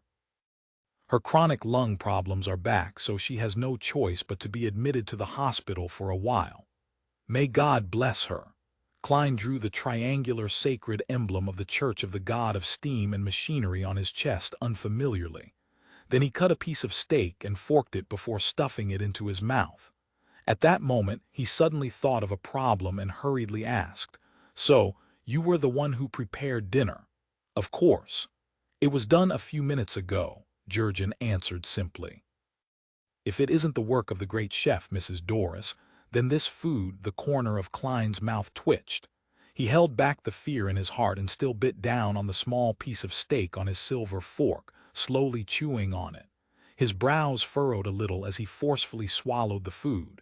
He squeezed a smile as he asked, "Why did you prepare 2 servings in advance?" "1 serving was prepared to be taken to the hospital for my grandmother." Jurgen glanced up at Klein. "I'll make another one later." "So that's how it is." To be polite, Klein secretly took a deep breath and steeled himself as though prepared to do battle with the food in front of him and finish it. By the time he was finished, Jurgen still had a tiny bit left. The senior solicitor put down his fork and knife, picked up the glass beside him, took a sip of red wine, and asked without expression, "How's it? Which dish do you like the most?" "I know there's still a large gap between my skills and my grandmother's, but it shouldn't be too exaggerated. Mr. Lawyer, I suspect you have problems with your sense of taste besides facial myopathy. Can't you realize your standards?" Klein smiled, moved his head from left to right, and said, "The white bread isn't bad. That was bought from Dodge Bakery." Jurgen reburied his head and finished the rest of the food. After drinking the remaining wine, he thought for a moment and said, "Detective Moriarty, I want to entrust you with a simple task." "What is it?" Klein kept drinking water. "The mashed potatoes were too salty. My grandma's been in the hospital lately. I might not be able to return because of my cases. This will lead to Brody being hungry." Jurgen glanced at the black cat. "I want you to feed Brody when I'm not back, clean up his litter box, and play with him for a while. He loves to be scratched under the chin. Yes, every night at 10, if there's no light in the house and it's dark, you can come in, 2 solely every time until my grandmother comes home." Klein saw the solemn and prim look on Jurgen's face. He smiled and said, It's a simple task. The reward is quite generous. I have no reason to reject it." As he spoke, he turned to look at Brody the black cat and smiled at it. Brody slowly turned his body and faced Klein with his back. Klein's smile couldn't help but freeze on his face. After drinking his fill, Klein excused himself from Jurgen's place. He strolled back to his rented house in the completely dark streets. By this time, the people who had finished their work had already returned home and were enjoying their dinner. There were very few pedestrians on the streets and not many carriages. It was very quiet. Walking under the light of the gas lamp, Klein, who had no urgent desire to return, slowed down. So did the black shadow at his feet. When he passed by the Sammers, he saw through the oriel window that the interior was brightly lit. People were moving back and forth, and sounds of chatter and laughing could be heard. As for next door, 15 Minsk Street, it was dark and silent. With a sigh, Klein quickened his pace, took out his key, and opened the door. Before he went in, he checked the mailbox out of habit and found another letter lying inside. Who sent it? Klein took out the letter and glanced at it under the light of the street lamp. No stamps. It looks like Isengard Stanton's handwriting. He nodded slightly, went inside, closed the door, switched on the light, and opened the letter. The great detective Isengard said in the letter, "I'm very pleased to inform you that the murderer has been found and killed on the spot. The police think that our work is worth at least half the bounty. They should be dispersing it to me this week. When that happens, I will invite you and our other friends to come over and share this bounty." Isengard received the news so quickly. He sure has a close relationship with the Backlund police. Oh, it's without a stamp. That means that he got someone to deliver it directly. The Lone Kingdom's postal system isn't that efficient. How could a letter sent in the afternoon arrive in the evening? Klein sighed, put down the letter, and got ready to change into a new outfit before heading out. With the serial murders out of the way and the situation in Backlund easing, he could try to do a couple things. For example, find Kaspars at the Bravehearts bar and contact Marek to see if the Beyonder who could control zombies and Miss Sharon had any books regarding mysticism. If my guess is right, they should be the defectors of the Rose School of Thought. They were previously in an official organization, and they must know a lot of mysticism knowledge. And now, I have enough money to buy them. Klein touched his wallet and thought in anticipation. 329 Claw Marks Backlund Bridge area, Braveheart's bar. Klein pressed down the cap on his head, carefully protecting the wallet in the inside pocket of his grayish-blue worker's jacket. He walked around the customers who were surrounding the boxing ring and headed for the bar. On the way, he looked around and didn't see the black market arms dealer, Kaspars Kalinin. He's either playing cards or playing billiards. Klein nodded to himself, sat down at the bar, and said to the bartender, "Half and half." He had seen someone drink this type of alcoholic beverage the last time, and he felt that it likely suited his palate. At least it's better than pure malt beer, Klein thought to himself. The bartender raised his head and glanced at him. "Which 2 alcohols do you want mixed? Different choices, different prices." The typical one will do." The last time he saw someone drink it, the person had used alcohol of the worst quality. The whole glass of half and half was only worth 2.5 pence. 4.5 pence. The bartender watched as Klein arranged the brass coins on the bar and then went back to mixing. He said in passing, "You here for Kaspars? He's not here anymore. His business has been snatched." Huh. Klein didn't expect such an answer. Before the bartender could reply, a man with a protruded mouth next to him laughed and said, "Yes, we've chased Kaspars away. Heh, how can a lame old man like him do such a business? If you have anything you need, feel free to come to us. Find our boss." A gang war. Klein subconsciously came up with this idea, wanting to reject the man's suggestion. However, he soon thought of another possibility. Could it be that the Rose School of Thought has deliberately sought out a gang to suppress Kaspars, so as to force Marek and Miss Sharon to jump into a trap? Yes, it's quite possible. Kaspars had been working here as a black market arms dealer for a long time. He's definitely not someone who can be chased away just like that. A while ago, because of the series of murders, the atmosphere in the whole of Backlund was rather tense, and the Rose School of Thought or other hidden factions wouldn't dare to recklessly kill and use spirit mediumship on Marek and Miss Sharon, even if they found them. This would result in a lot of bloodshed, and since they obviously only have a few suspects and are unable to confirm anyone else having a way to contact Miss Sharon and Marek for the time being. Klein swallowed the words he was about to say and asked instead, "Can I first get a quote before deciding whether to purchase?" He planned to observe the faction made up of ordinary people who had taken over Braveheart's bar's black market. If he discovered any problems, then he could use them as a favor to give to Kaspars, Sharon, and Marek. In any case, Klein didn't want any conflict. He only planned on observing via normal processes, so there was no risk. Yes, the only requirement is, the man made a zipping motion with his hand in front of his protruding mouth. No problem. As soon as Klein answered, he saw the half and half in front of him and the copper coins had been taken away by the bartender. Without any intention of wasting it, he tipped his head and drank it. His brows gradually furrowed. It's not what I thought it would be. The taste of the spirit is too heavy. The grape flavors are too mild. Klein put down his glass and followed the man to the third billiard room where Kaspars used to stay in. When he was about to reach the door, he suddenly thought of something. As someone who doesn't know much, even I can guess that this is a trap.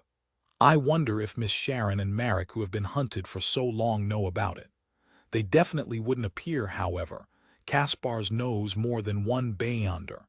He has connections with several different circles of Beyonders, and he might be able to get other helpers. That would complicate things. At that moment, the man with the protruding mouth stopped at the doorway of the billiard room, and the distracted Klein almost bumped into him. He pointed inside and said, "Don't talk nonsense later. Our boss doesn't have a good temper. Everyone in the Backlund Bridge area and East Borough knows this." "All right," Klein nodded. Satisfied, the man with the protruding mouth turned and pushed open the billiard room's door. As the door opened, Klein saw a figure hanging in the air, gently swaying. It was a burly man with a full beard.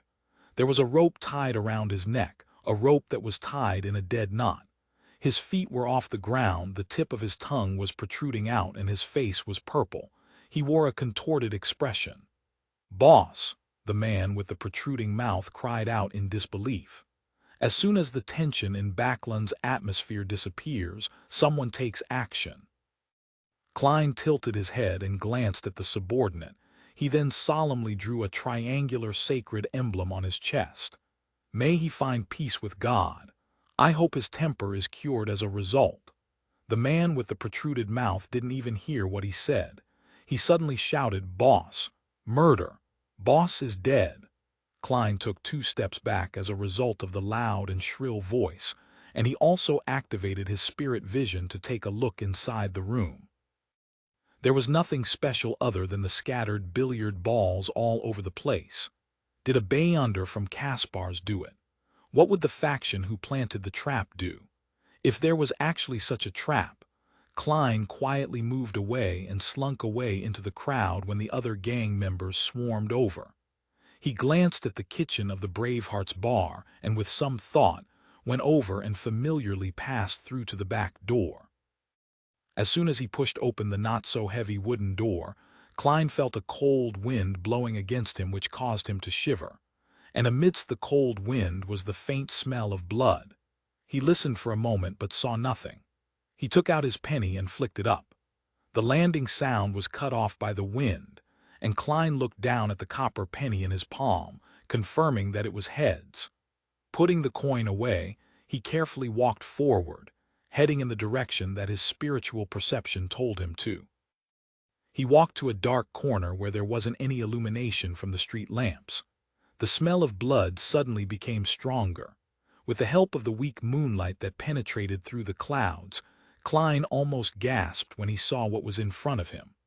The floor here was littered with bloody thighs, calves, boots, ribs, a heart, arms, eyeballs, and other human parts. On the wall hung a portion of pale red intestines. The background was a large patch of bright red with milky white markings.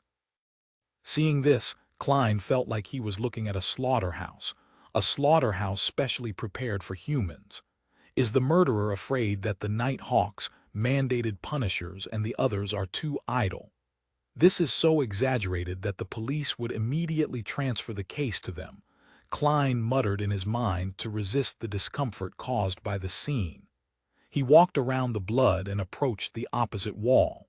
To his surprise, there were quite a few deep scratches. It was like a thick and sharp claw that forcefully scratched out a mark. The claw is similar to the one the devil dog had after its transformation. Could it be that there's another one? Could it not be dead yet?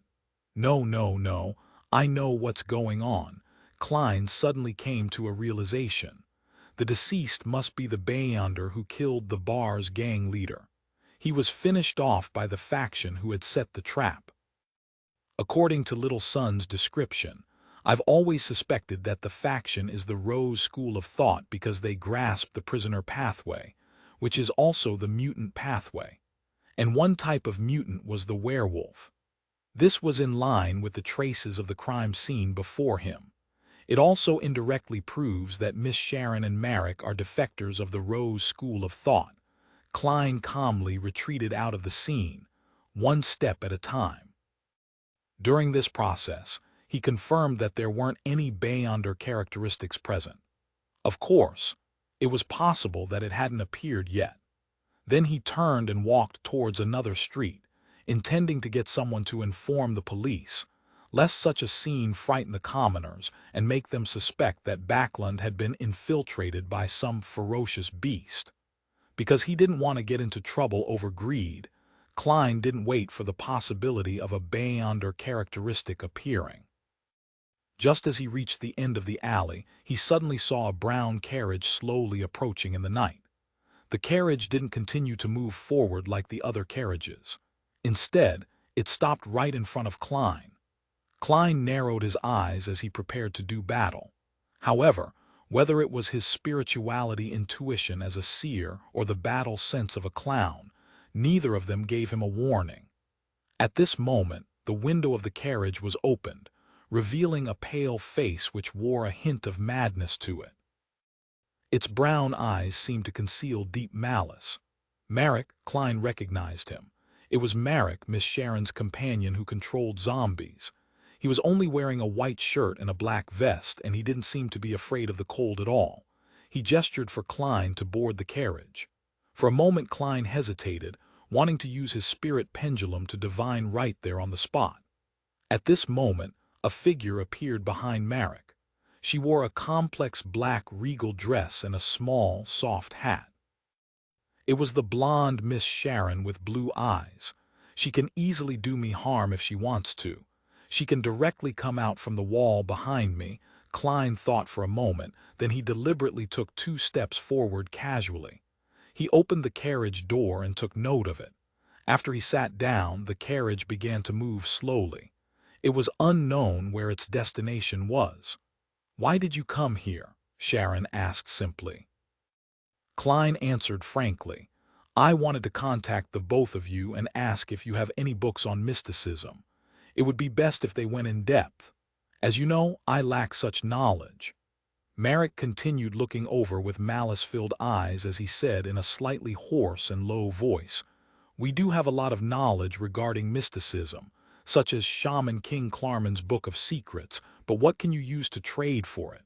Shaman King. Which pathway and sequence is that?" As these thoughts flashed past his mind, Klein deliberated his tone and said, "I can trade for it with gold pounds. Or do you need anything else?" The pale but exquisite-looking Sharon looked at him and replied stoically, "Help. We'll use your help as barter. 330 Sharon and Marek's philosophy help." Klein repeated the word silently and was momentarily a little stumped. Back when Sharon had taken on the mission of protecting him for 3 days, it was mostly because of the money. For a Sequence 5 expert to be willing to take on such a mission was, in itself, a low probability. It could be chanced upon, but it wasn't something that could be forced. Furthermore, back then, Klein was desperately trying to save himself and was so frantic that he wasn't willing to give up any sliver of hope. As such, he still felt very grateful for being able to receive the help of such a powerful beyonder, even if it was because of the money. However, that was all. He wouldn't recklessly interfere in an unknown, dangerous situation in complete disregard of his own strength and circumstances for the sake of the other party. Klein's original plan was that the mysticism knowledge from Little Sun could basically be verified as belonging to the pre-cataclysm era. At that time, the ancient gods who wielded authority and the current 7 gods and evil gods didn't seem to have any overlap with each other, so it was possible that the two mysticism systems were definitely hugely different. So, even if he knew the details, he didn't dare to carelessly try it out. He had to receive indirect verification in order to know which ones could still be used and which ones didn't have any effect. It was just like the sacrificial ritual from before. Klein had already figured out the procedure from the sun, but he waited for Mr. Azek's reply before he dared to conduct the experiment. It was to prevent anything unexpected from happening. As for the hanged man, he was at the rank of bishop or captain of the Church of Storms, so he definitely possessed quite a bit of mysticism knowledge as well. However, the problem was that this was too orthodox and too involved with the Lord of Storm's domain, thereby making it not necessarily suitable for Klein to use. Not all rituals could be performed by asking oneself for help, and he had to consider the spirituality burden he had to bear by praying to himself. With these factors in mind, Klein turned his attention to the former members of a secret organization, Sharon and Marek. The knowledge they possessed was more suitable for wild beyonders to use as a reference. There were also quite a few unorthodox and strange ones that were effective. Of course, this wasn't to say that he would give up on exchanging information with the sun and the hanged man. By having knowledge from ancient times, orthodox knowledge, and secret and unorthodox knowledge, it would result in him being more all-rounded, giving him a deeper understanding of mysticism. And that was exactly what Klein wanted. He had never forgotten that his ultimate goal was to return to Earth, so the more mysticism knowledge he had, the better. The more comprehensive, the better. The deeper the knowledge was, the better it was. Of course, the premise of pursuing this goal is to get rid of Nc Zangwill and avenge myself, and the captain. Klein looked at Sharon and Marek and said with the corners of his mouth curled up, "I need to know what kind of help you need from me before I can consider agreeing. I won't, nor is it possible for me to joke about my life." Sharon, who was wearing a small black hat, nodded slightly and acknowledged Klein's words. Marek, who was seated on the other side, leaned forward and put his fist to his mouth. "We originally belonged to a rather old and secretive organization. That I can guess." Klein maintained a serious and stoic expression.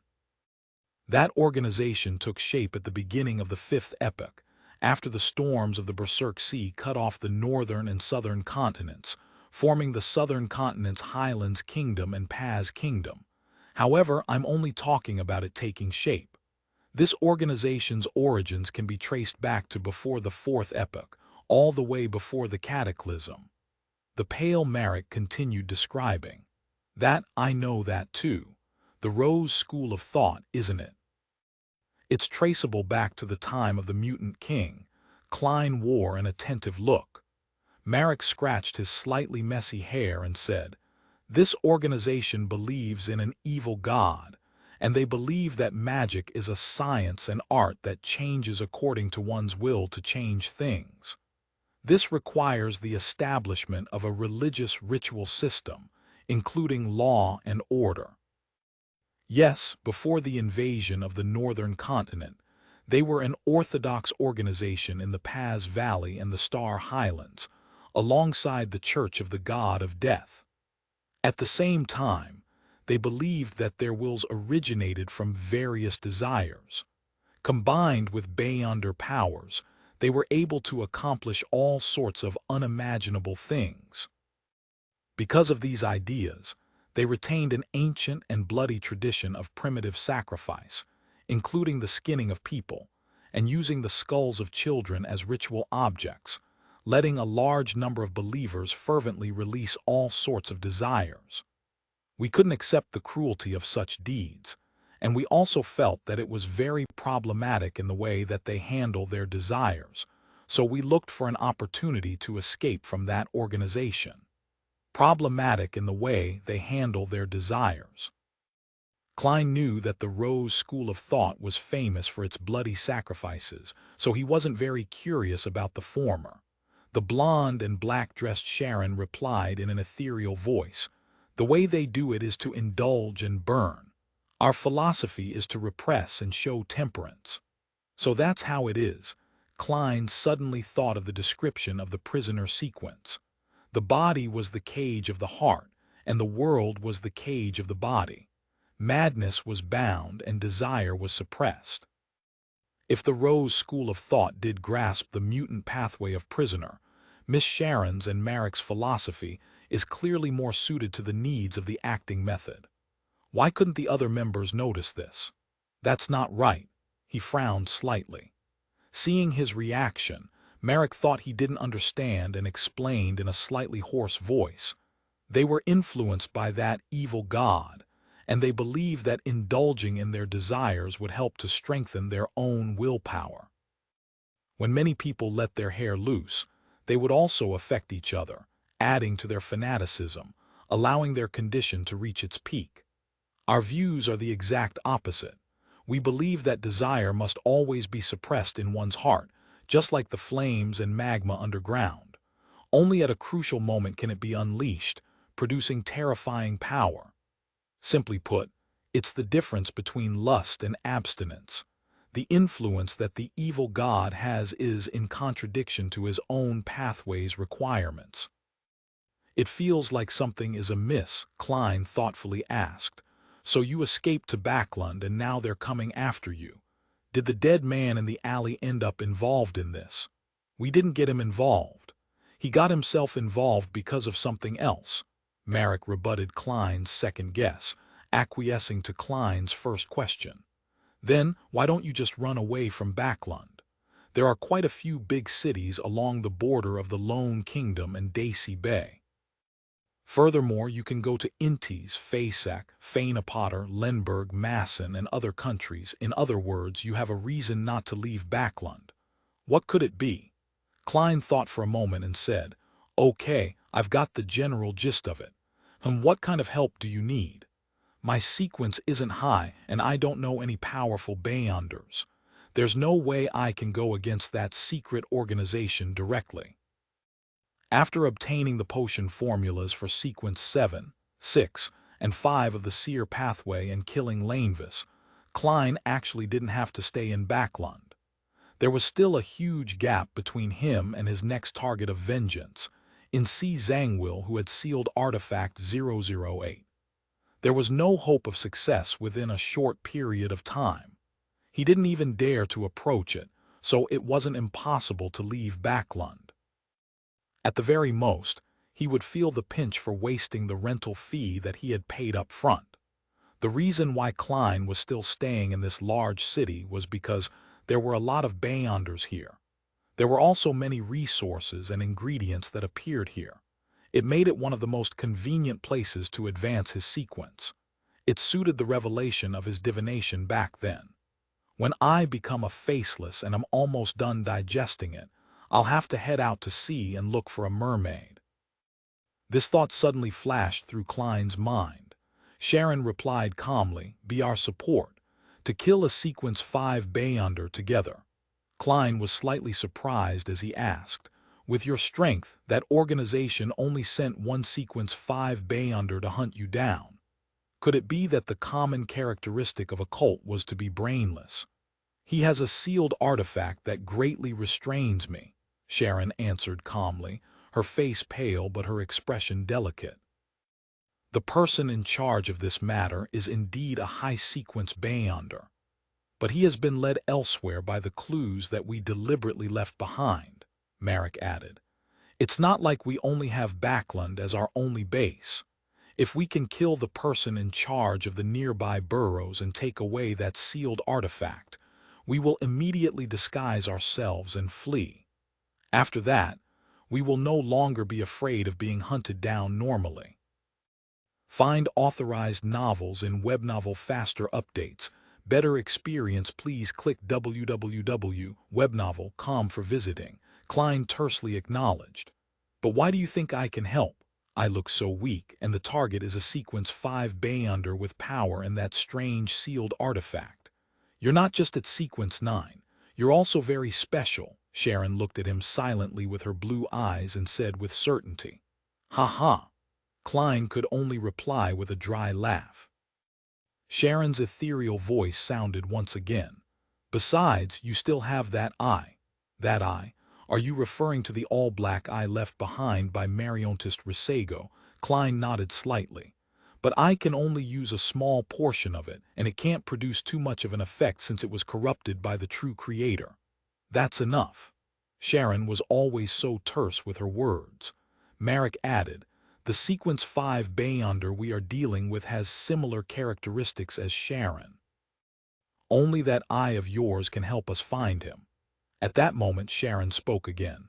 Marek will be the first bait. I'll be the second. As for you, you are the hunter responsible for solving the problem.